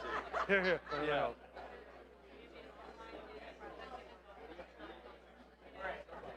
Somebody who might be able to help us out. All right, so just pick one of your themes. Growth. Sales execution. That's not specific. What does that even mean? So we have to put the specific what we're What's the gonna do. project? Yes, well, that might be the project name, Okay. right? And then I want to know what's happening to make that happen. Exactly. And those are like the 4 or 5 or 6 steps or whatever, like items that are going to happen to make for that project. But the word increase is not specific. It would be like increase by X. I want specifics. And the team has to be like, yeah, we're going to do that. You know? And then it's like, okay, well, break down the steps on it. Well, so like, here's like one thing we see is if we have our own, our salespeople right selling at liquor stores. I was in a liquor store this weekend. We go in there, they have a whole section of like 12 packs. Not a single one of our 12 packs is in there. Like over in the corner, somewhere over there, right? Right. So it's like kind of, we'll get the beer in, I mean, kind of like sloppy or lack of accountability for sales guys. So that's like one example of sales execution. Right. So what would be the thing? So what do you want to fix? That's sales execution. So mine would be like how would you? That's kind of almost quality of service too. So it's like, okay, how do I manage them? What do you want to do to change that? You tell me. Give me an example. So, right. So do you have it already created? The Mirshahzadeh? Yes, we do. Okay. Okay. But it's not so. It's not implemented. But so it'd be like implement, standardize, and then it's how are you going to? We are going to audit.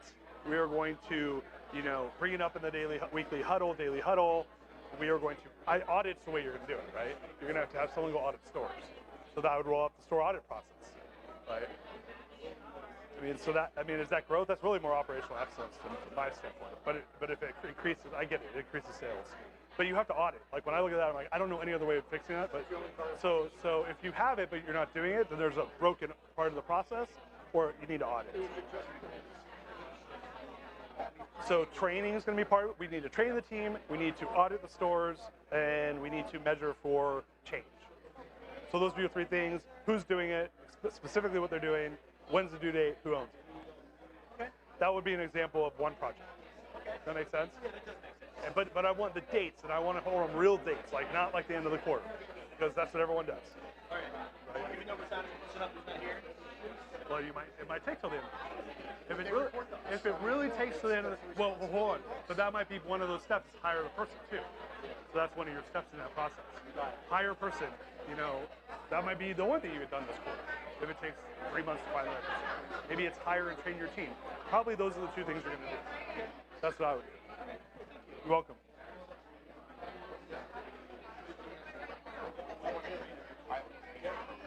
Right, so the initiative, so the initiative is going to be like training, right? Well, yeah, you pick a theme. So pick one theme, and then what's the project? Pilot training program? Pilot training. So then what are the steps you need that you No, this is a different project. Okay, all right. Pilot training program is one project. And then what are the steps? And then if you want to do more than that for training, then you might do a new project. If it's multiple people involved, yeah. Does that make sense? Cool. I realize I'm like, this is a little complex to teach like this. So, yeah. I mean, again, most of the people that are clients already know. Okay. Cool. Yes. So I think these 4 things are initiatives. So, and then each well, hold on. thing has a project. Well, what are you trying to do? We're trying to understand what we're. All right, 10 minutes, 10 minutes. Again, project and then steps on the project that level up to the big initiative and theme. We're going to get specific.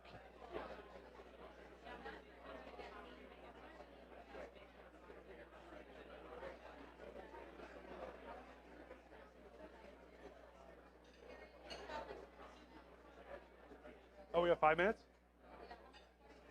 I think I said 10 more minutes. Oh, okay. Are we kicked out of this room at a certain time? Oh, shit, okay. All right, I got to move fast. All right, 5 minutes, 5 minutes. We have 5 minutes.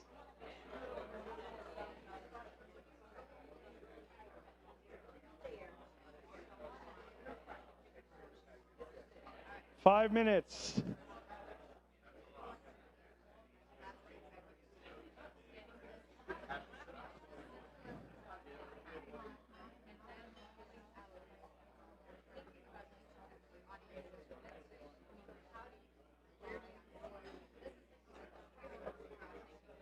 If you have questions, raise your hands. We have 5 minutes, and then we're moving on.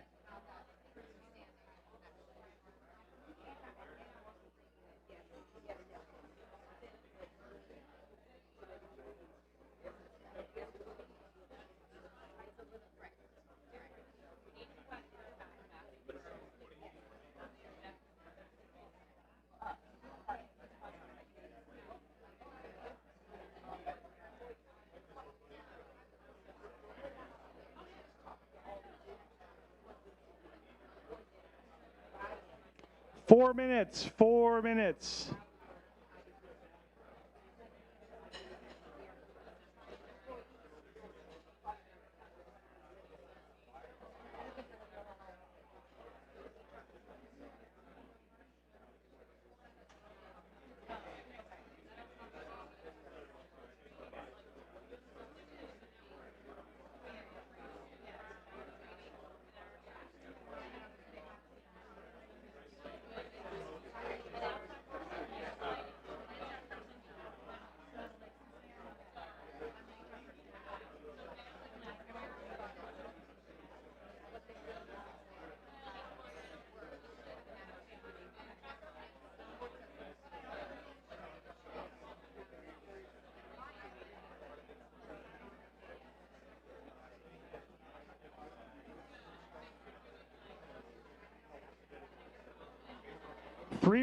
Three minutes. Again, we're looking for the specifics that we need to accomplish under each project to make our initiative get done. So I'm new in COO. Okay. Really what I see is we're not ready to scale. 15 million now, we want to go to 100 million in 5 years. We don't know what we need to add to scale. So to me, we've got to get baseline data, which we're working with. Sure. Developing baseline data for both manufacturing, distribution centers that we have, our R&D, engineering, customer tech support. A project is operational capacity metrics. Okay. Where I have certain leaders. Yep. That's our SMT, this is production, distribution center, so on. Yep. So work with them to find dates that they can. Yeah. Their sort of 5 key metrics. That's my project. That would be project KPI. Yeah, I'm confident we can get that done in a quarter. Yeah, that's a big lift. It's a big lift, but I think it's challenging. We can get that. Totally. And then when we look at acquisition opportunity, Totally. Is it a DC? Is it a manufacturing? How many people? Yeah, you're thinking of this the right way. It's perfect. All right. 2 minutes, and then we're going to get wrapped up here.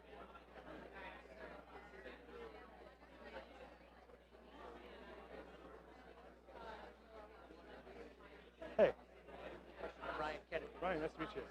COO of cybersecurity startup. This Harvard, I used to work for Capital at the Balance Scorecard Collaborative. Oh, really? And Palladium, yeah. I did all the strategy stuff. Cool. That's what we did for a minute. I love all this stuff. All that's amazing. Question: all those stats you mentioned, 90% of companies start security. Those things have been out there for years. Yeah. I think some of them, I think they're worse. I think they're worse. Yeah. Because of remote I work. still use it, and people ask me, like, what things can I use? Yeah, I think it's worse. It's kind of an old adage at this point. Yeah. I just was like, I was just, I read something. Yeah. I don't know the most current. I pulled that data like in the last 18 months. And that's all I could find. Yeah. So I'm like, well, it must be what's, yeah, it must be relevant. You know, I mean, like, anecdotally, when I do the best practices, no one raises their hands. And I'm like, all right, well, that kind of supports that. Yeah. Gallup is the best one at updating their data, but the data's been fairly consistent. It's gotten worse during COVID. All right, 1 minute.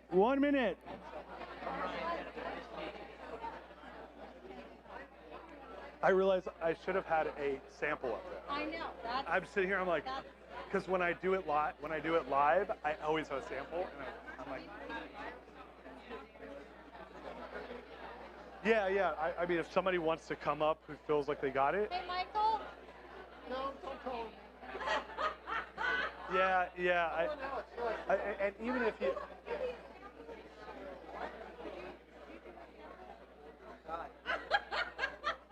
I screwed up because I realized my workbook has it in it, but the deck doesn't, right? No, it is. It's a hyperlink. This is like. It's all right. I could show it. I mean, I could.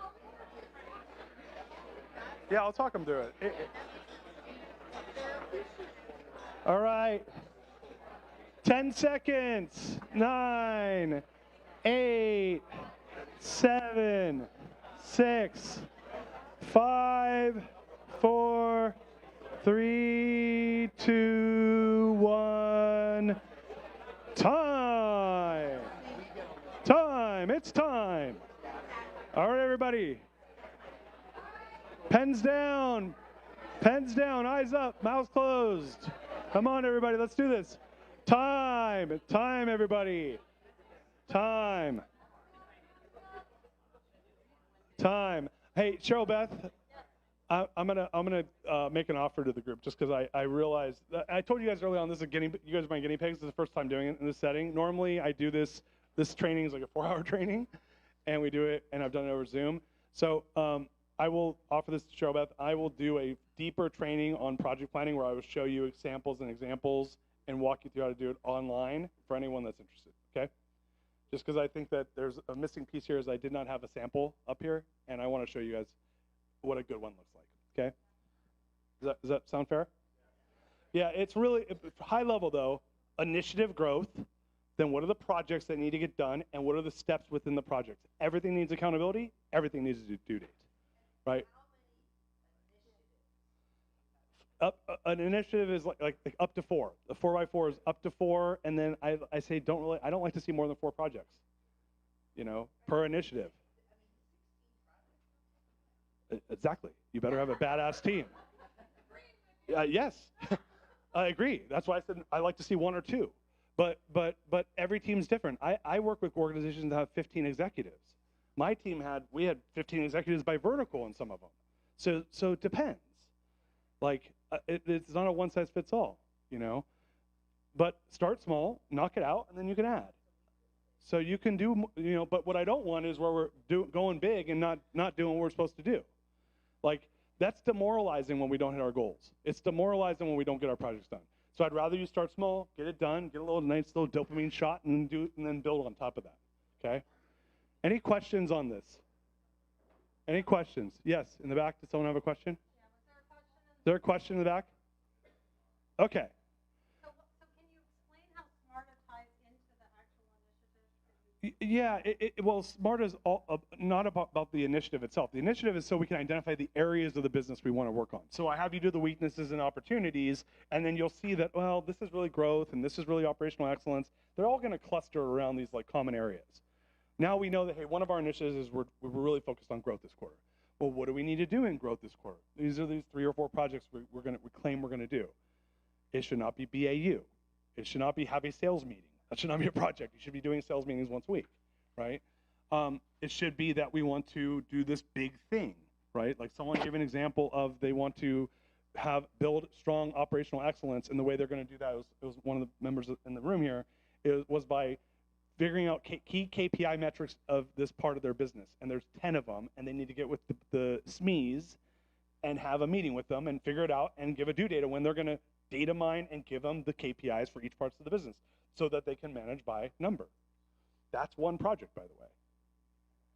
Yes? So you're doing a company project, and then for each department, do they have individual projects? It's like, give me an example. So company might be admin, right? So let's say it's like executive level stuff that you're trying to do that's like enterprise wide, right? Well, it depends, right? Like in my business, we had an enterprise, essentially a company. We were a holding company that had 7 companies. So I would do stuff at the holding company level, and then each individual partner company would do stuff.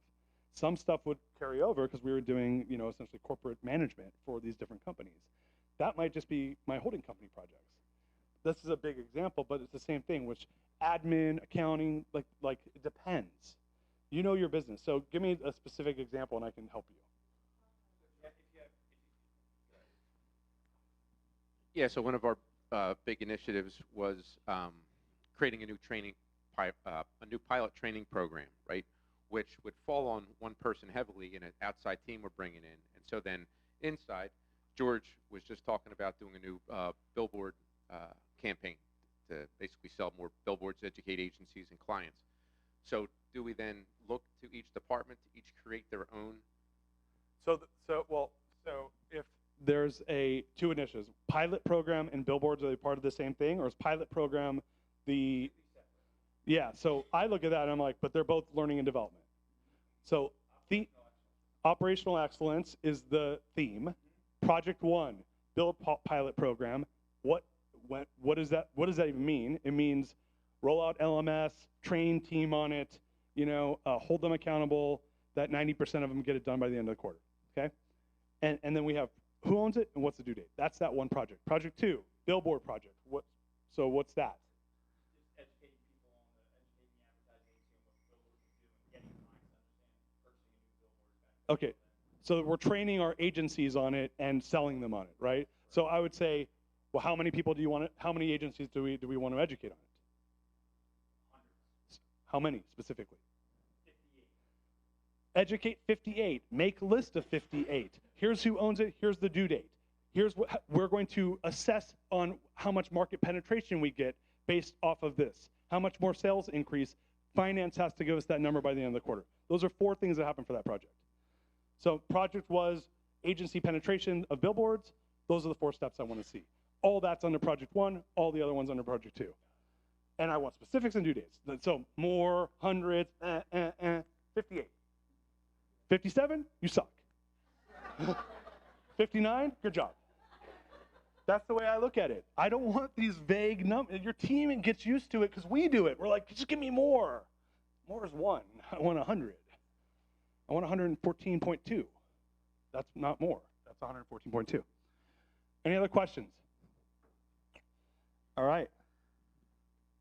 Let's move on. So hey, like I said, I will do a deeper training on this for you. Okay.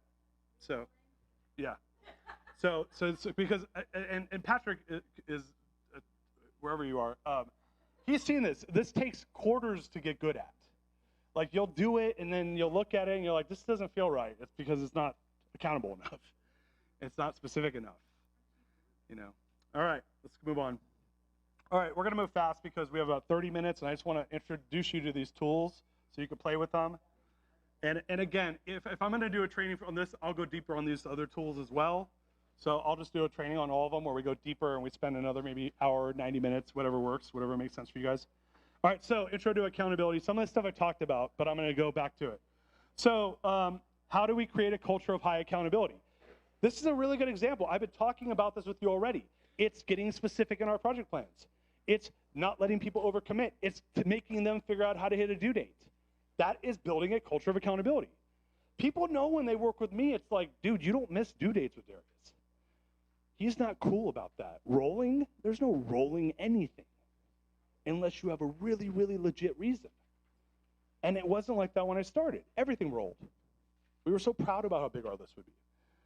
So why is it important? Why? Because I want a business where people show up and get shit done. GSD. That's what I want. In my company, we had t-shirts that said GSD on them. And everyone wore them. And we stood by it. It was like what we stood for. Our mascot, by the way, was a pink unicorn. So there was pink, and purple, and white. Right next to it was like G.I. Joe's cool. GSD, get shit done. I want things to get done. I want to grow my business. I want people to show up and like that, okay? I said it earlier. Execution is a great differentiator, Technology is getting more commoditized, right? Price is getting more commoditized. We can't do what we did before to succeed. Execution is what's going to make you different. Culture is what's going to make you different. Building that culture of accountability is what's going to make you different so that if everything else is commoditized. So how do we create a culture of high accountability? There's really 4 areas I believe. We're going to be focusing on right team, right seat, which is the rule of 1 org chart, and clear roles and responsibilities. But yeah, right team. Do I have the right team in place? Are they sitting in the right seat? Are their roles and responsibilities clear? Do they know what they own? And does everyone else know what they own? And then are we building rhythms and cadences around our accountability? The first one we talked about earlier today. Are we doing quarterlies? That's one rhythm. Are we meeting every 13 weeks? That's a rhythm. That's a cadence. Okay? So what is a rule of one org chart? For those of you guys that are interested in scaling up, this really came out of my frustration with the functional accountability chart, honestly. I was just frustrated with it. I wasn't good at filling it out, and then I read Traction, and I kind of liked his scorecard, but it was missing a bunch of stuff, and then I married the two and made it my own. So it's designed to create a few things: clarity, accountability, and strategy for filling the different roles. We want to know who's in what seat, what do they own, right? And then from a strategic standpoint, we want to know what's the performance that we want out of them. What KPIs are we managing them to, ourselves to, right? What are their strengths? Are they a fit for the organization? And then last but not least, are we prioritizing our next hires? How many CEOs do we have in the room? Raise your hand if you're CEO. Yeah, okay, if you're a CEO, you have 3 jobs. 3 things that you own. You fucking these up, you suck, okay? Culture, you own the culture of the company. If your culture's not good, you suck, okay? You own the team. If things are not happening in your organization the way you like, your fault, okay? Culture, team, last but not least, what do you think you own? Strategy. If you're walking down the wrong way, it's your fault. You own the strategy, you own the culture, you own the team. You own that bench. Whenever I've had people on the bench where I'm like, why is that person here? I'm like, my fault. Where's my pistol at? I gotta get rid of him. Like, there's a lot of pistol shooting sometimes. Anyway, you own that, right? So if you don't like the team, or if there's a hole in the team, and so that's the negative. I'm being kind of like, smarmy about it. But the reality is I'm a person that loves owning the team. I'm like out there always like looking for who I'm gonna poach from my competitors. Poach so many people. I've gotten so many lawsuits for taking people's people. And it's a win when I get it. I'm like, yes, I took their best person. So happy, right? Why? Because I'm strategically always out there trying to do it, right? And I'm, how? Oh man. I mean, I built an awesome culture, and I was always out there selling it. But I was looking. Like, the best people will never come to you, ever, because they don't need to. They know they have options. Like, they just do. I would never expect to hire someone from an inbound. It's all outbound. I'm always out there digging and looking. I mean, like, and I was out there hiring the best people in my industry constantly. And I mean, like, the best of the best. Like, a lot of these people came from multi-billion-dollar companies. And sometimes, I was at a size where it made sense. But yeah, I was always out there looking. I built a compelling opportunity for them. But yeah, you own it. You own the culture, the strategy, you own the team. So let's talk about this. Rule of one org chart. If you look on, I think we put an attachment in there for you guys. It should look like this. I'm just going to run through it really quick. I don't know if I have the ability. So you should all pull this up. Yeah, let me see if I could click on this link here. So look, there's a few different, there's name of the position, name of the person currently in the position, what does this role own in the company, who does this person report to? If you put 2 names on there, I will cut your fingers off. Well, I report to John, I got a dotted line to Sally. No, you don't. They report to nobody, because accountability is not clear. Is it an open position? Like, just because there's not someone sitting in it doesn't mean that it's not something people are working on, right? Are they a fit for your organization? Are you actually assessing that on a regular basis? And I have 3 ways I do that. A priority to fill the role, right? We don't need to fill every role. And then I like to look at, I'm a big strengths person. I love Strength Finder. So I want to know everyone's strengths. If any of you have problems in your company, with a person, if you show me their strengths, I'll tell you why. They're working out of their strengths more than likely. There's something awry there. What's their KPIs, and what do they own from a financial accountability standpoint? Everyone's showing something. This is not like, we're not just showing up for fun, right? So let me click on this, and I'll just show you the tool. Come on, baby. There we are. Oh, it's not showing on my screen. All right, so you're gonna see up there, can you guys see that?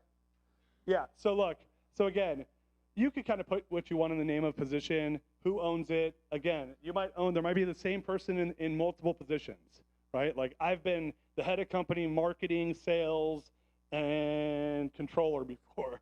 Like I've sat in multiple seats at one time. So again, we're gonna want to fill this out, and if you don't, if it's nobody, you put open, yes or no. It's yes, it's an open position. If we want to fill it, we put a priority. That way we can get focused on what we need to focus on. You can't go look for everybody. Maybe you can't afford it or you don't have the time for it. But bringing on a bunch of new people is not going to make your business great. You want to like do it thoughtfully. I picked these 3 fits: core value fit 1 through 10, grit fit, ability fit. And 10 is the highest score possible, 1's the lowest. What does that look like? Are they a core value fit 1 through 10? If you don't score them an 8 or a 9, you got issues. Like they probably shouldn't be on the team, seriously. A 7 for a core value fit, it's like you're tolerating them. Grit fit, I like grit. Now, if you're not a gritty organization, which I'm doubtful of because most smaller businesses are, then you need gritty people. If I got people that aren't gritty, it's like they better be really good on core values and really good at ability. And then ability is how good are they doing their job? What's their competency? Okay?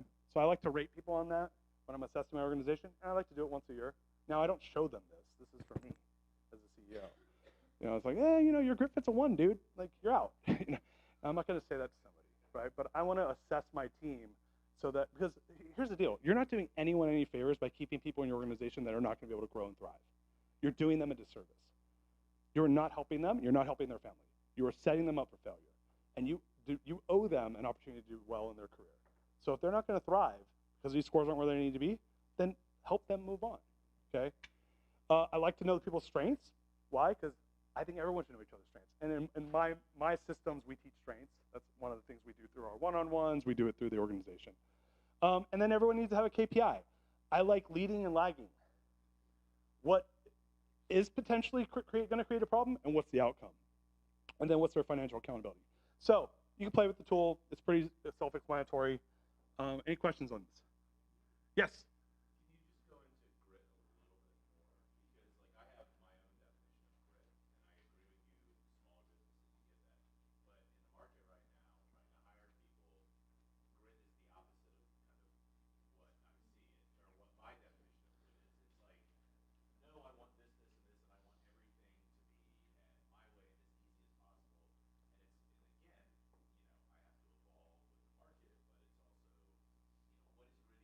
Yeah, I mean,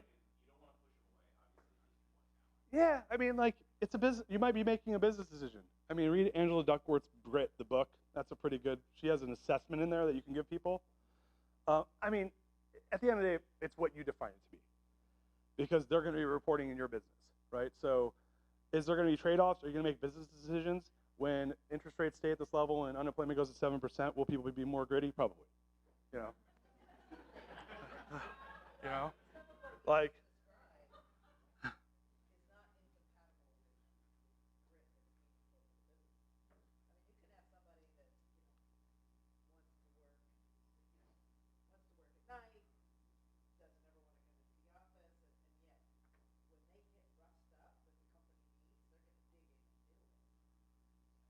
yeah, you got to define it for yourself, because for you, like,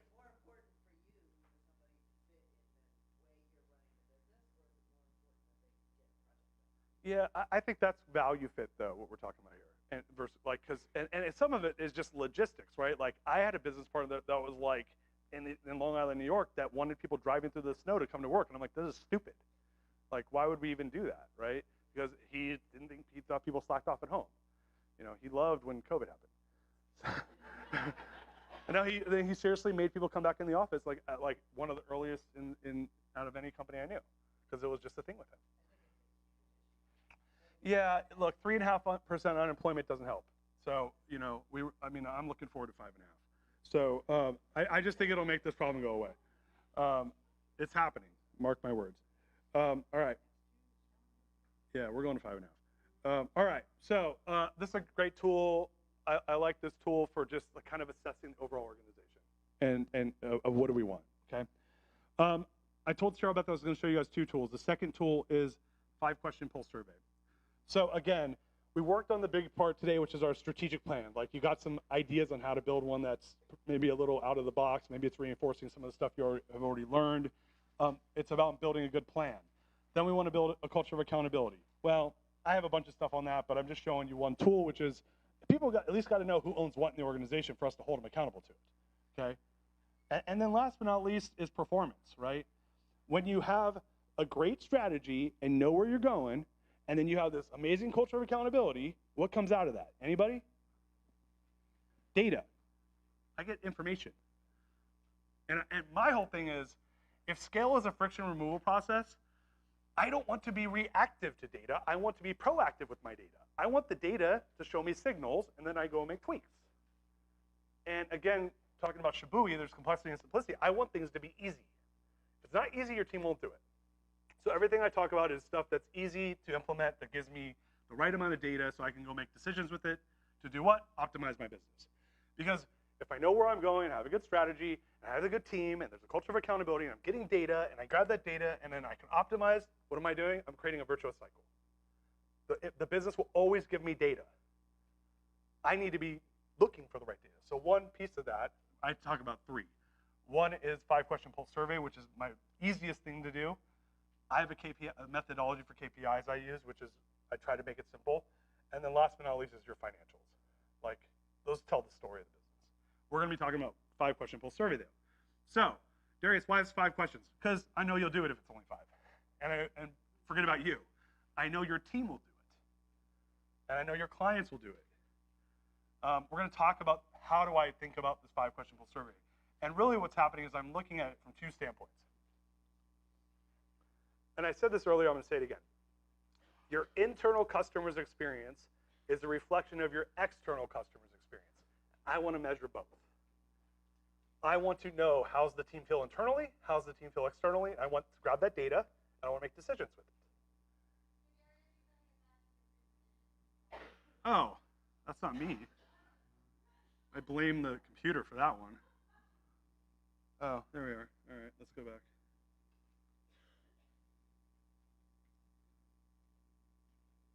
Thank you for that. All right, so how do you start the 5-question pulse survey? There's 2 parts, so external and internal. Externally, I'm just a fan of NPS. I like NPS. I hate when NPS is surveyed digitally. I only will allow for that in my organizations when I know they won't answer any other way. If you're B2B and you're not dealing with like bond traders or something, which I happen to in my last business, you should pick up the phone and talk to your clients, okay? We used to NPS, we were B2B. I had 7 different business channels. Some of them we did digitally because bond traders don't want to talk to you. They would fire me as a service provider for them. So that was the only exception. Everyone else, yeah. Net Promoter Score. So Net Promoter Score, Bain's tool, it's a very popular tool. I like the tool because you can start to see how you compare against others, right? But I like to ask the question, and I like to pick up the phone. Now, every business is different. I would rather do it too much and back off than do it not enough and not get enough the right data. So we're going to talk a little bit about this. I'm kind of going in now, but there's asynchronous and synchronous communication, okay? I will do asynchronous, which is me talk to you, you don't talk back. Synchronous is back and forth. For clients, I want as much synchronous as I possibly can get. And it's a part-time gig. Like, I can have an admin make X number of calls and talk to the clients and ask them questions. It takes them 5 minutes, okay? And I want that NPS data, right? So they're asking them 2 questions, right? So for those of you guys that don't know NPS, let me find it here. It's coming on. So NPS, you can look it up. I'm not going to teach you what NPS is right now, but essentially it's a promoter scores you a 9 or a 10, a detractor scores you 1 through 6, and a passive scores you 7 or 8. And you ask them 2 questions. So we pick up the phone, and here's a cheat sheet. Hi, I'm calling on behalf of the office of Darius Mirshahzadeh, CEO of my old company, The Money Source. They always are calling on my behalf, because I'm the one that wants to know. Okay? Clients will talk to you when they hear that. I'm calling on behalf of the office of the CEO, the president, COO, pick a really high title. Okay? And then we say 2 questions. Question 1. On a scale from 1 to 10, 1 being the lowest recommendation possible, 10 being the highest recommendation possible, would you recommend our services to a friend or colleague? Next question. Why did you give us that score? And then I take that data, and I do it consistently, and I aggregate it. Now, I might ask other questions too, if you want, but I would limit it. Just get those 2 if you can. I might say, what can we do better next time to score 10, stuff like that.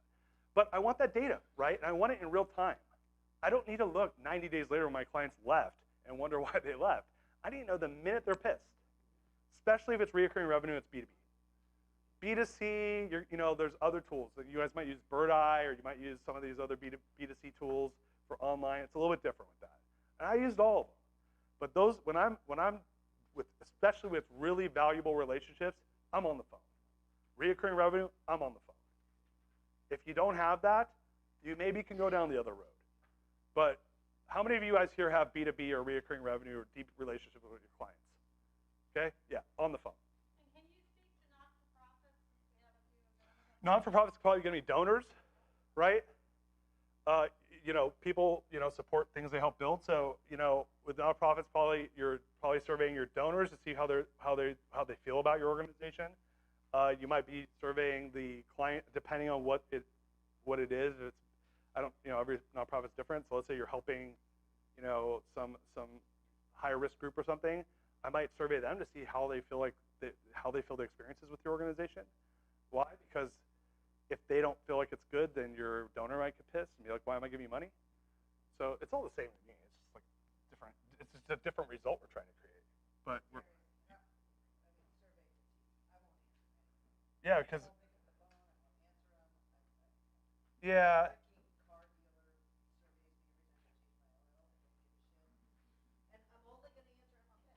Right, exactly. That's the part of the problem. So that's them not having an EQ about you.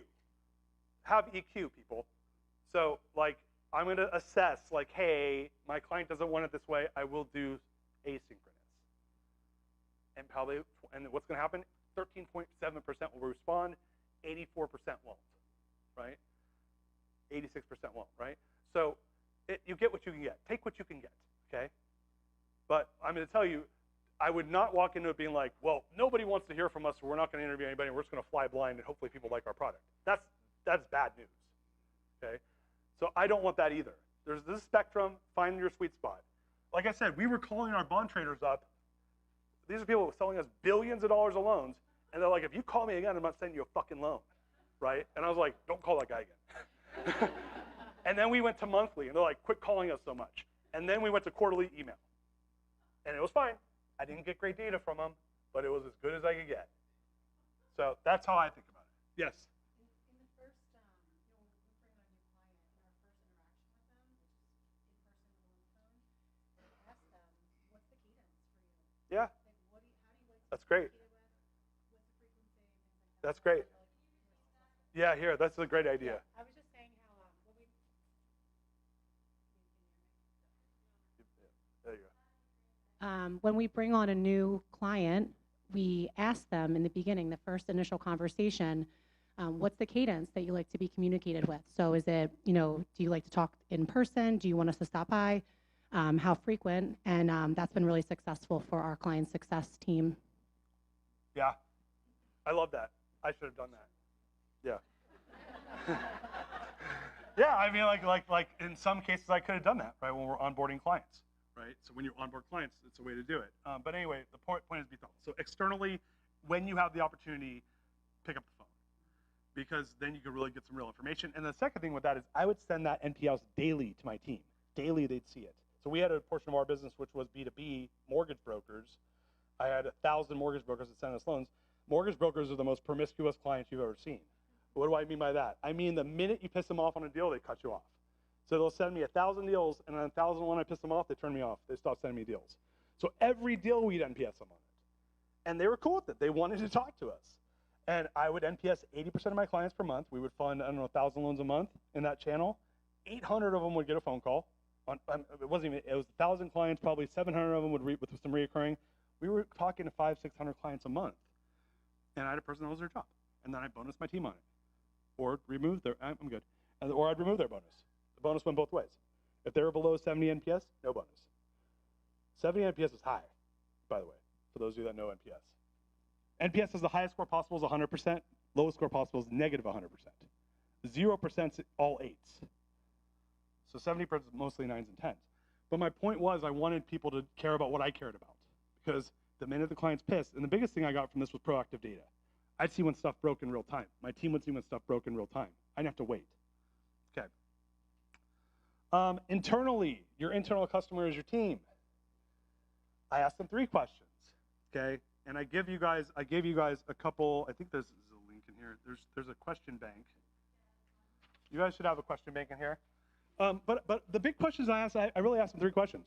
What my biggest question I asked my team, and you can pick if you want to do it weekly, bi-weekly, monthly. I was doing it weekly and pulled it back down to like bi-weekly because I saw the response rates drop. How are you feeling? Question mark.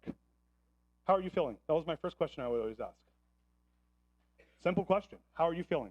Why?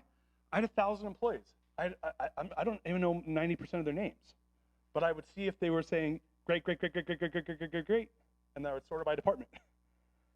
And I'd see, oh, that department's a bunch of okays. Something's going on there, right? First question, how are you feeling? Let me see. Go through some of the questions with you. Excuse me.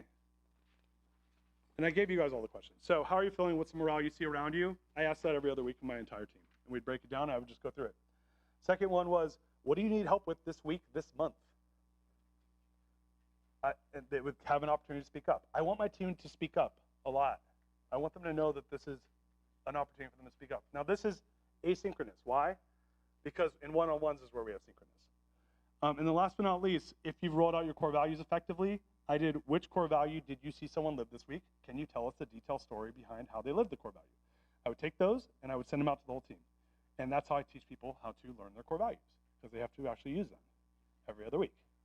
And it's really easy if I talk about Megan and say, Megan lived the core value of X. I have to think about, well, what are our core values? And how did she live it? You're forcing your team to learn it in a way that's productive because they are giving each other credit. And credit begets more credit. If I give you, you will reciprocate with me. You'll be like, oh, Darius is really cool. I want to give him credit for this thing next week. And it became a thing. And this is one of the keys of teaching core values. So I use it as a tool to kind of temperature check the team to see what they need help with so I can make sure their managers are getting what they need, or to see if there's a theme of issues. And then last but not least, I use it as a means to teach core values. All right, any questions on this? Yes? Oh yeah, I put up here, there's, again, depends on the size of the organization. I like to automate it. We use 15.5. There's Culture Amp, Culture IQ. There's a bunch now. I mean, we were using our HRIS to do it because I didn't want to pay for another system for people not to log into. Yeah, like, beware of that. The nerds in Silicon Valley don't realize that you don't want to log into 8 systems. So, yeah, it just depends. Like Culture 15.5, the manager has to respond to them through it. I would extract data out of it and just look at the reports. But there was a point where I was like when we had 100 employees, I would respond to everybody on it. Just depends on it's different depending on the size. If you're really small, it's like less important, right? Like right now I have a team of 5 people. It's like, yeah, I don't need a pulse survey. I don't have a meeting with them and we talk all the time, right? But as we grow, I would definitely need it because I'm not as attached to what's going on. All right, any other questions on that? The key is this though, automation, cadence, rhythm. I want to make it a thing and it's fast and easy. Yes? So I do something in you can kind of choose. So I don't have it as part of this, but there's like a next level, which is a quarterly, like I call it the full body scan, which is fully anonymous. So in the bi-weekly 5 questions, no, I don't make it anonymous. And I have a bunch of other questions. You can mix, I gave you guys all my questions. There's 34 of them that we used. They're in the question bank. You can kind of mix and match. How are you feeling though? I always keep, what do you need help with? And then core values, and then maybe I'll add a 4th one if I want, or I'll flip out one of the other ones, change it up. Variety is the spice of life. We want people to keep engagement, so I might flip them out, pull one back, but I'm always changing up. Core value one always stays though. I think that's really important. You have to change it up. You have to change it up. Anonymous it depends. Maybe you go 1 week anonymous, 2 weeks later non-anonymous, so you can kind of see if they're lying to you or not. The team will tell you, like, it's just human nature. Hey, boss, you suck. They don't do that. Most don't. Some do. So yeah,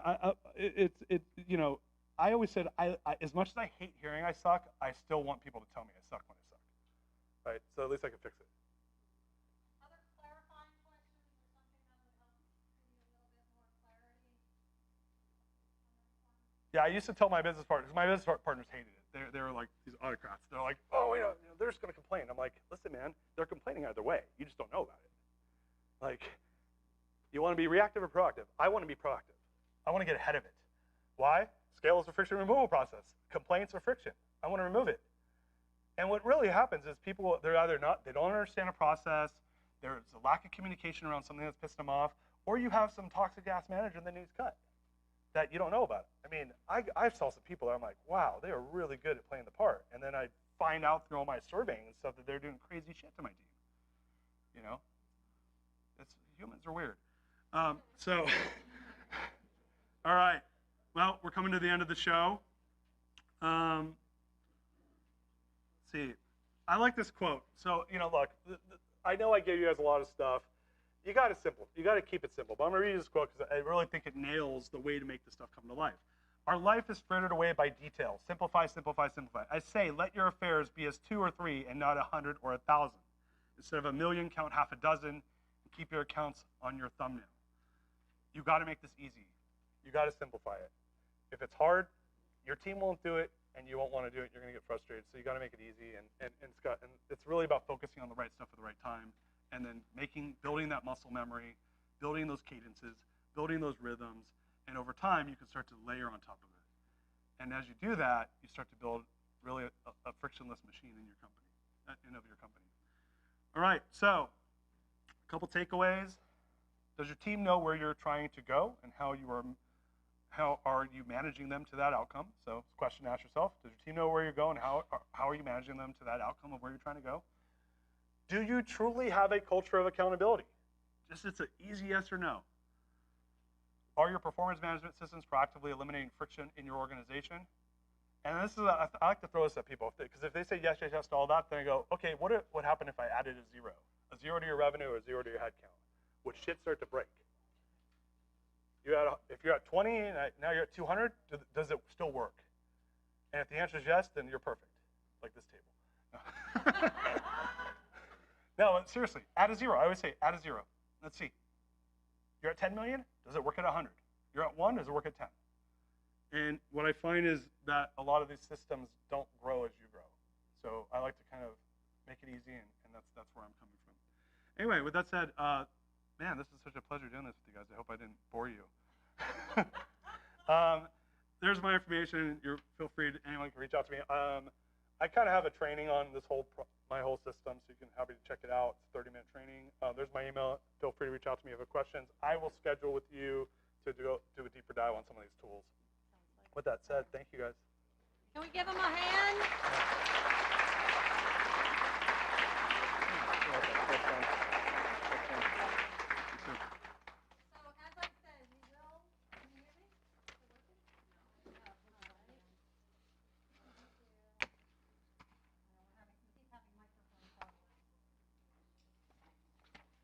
Can you hear me now?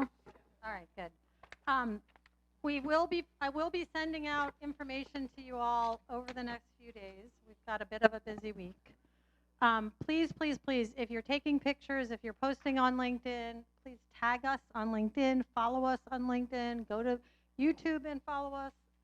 We have tried to be as open source as possible, and that way I am trying to follow a little bit in Vern Harnish's footsteps, even though that got him into a little trouble. To have resources available online.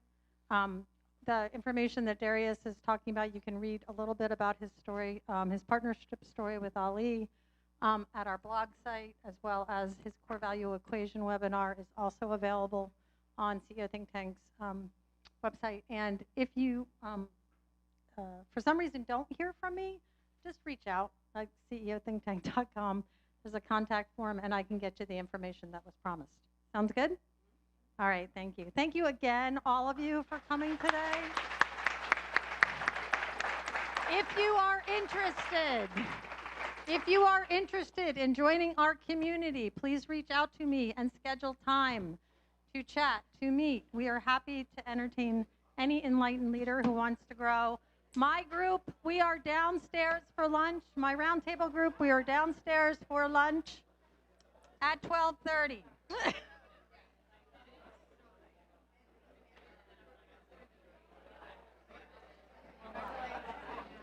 How was it?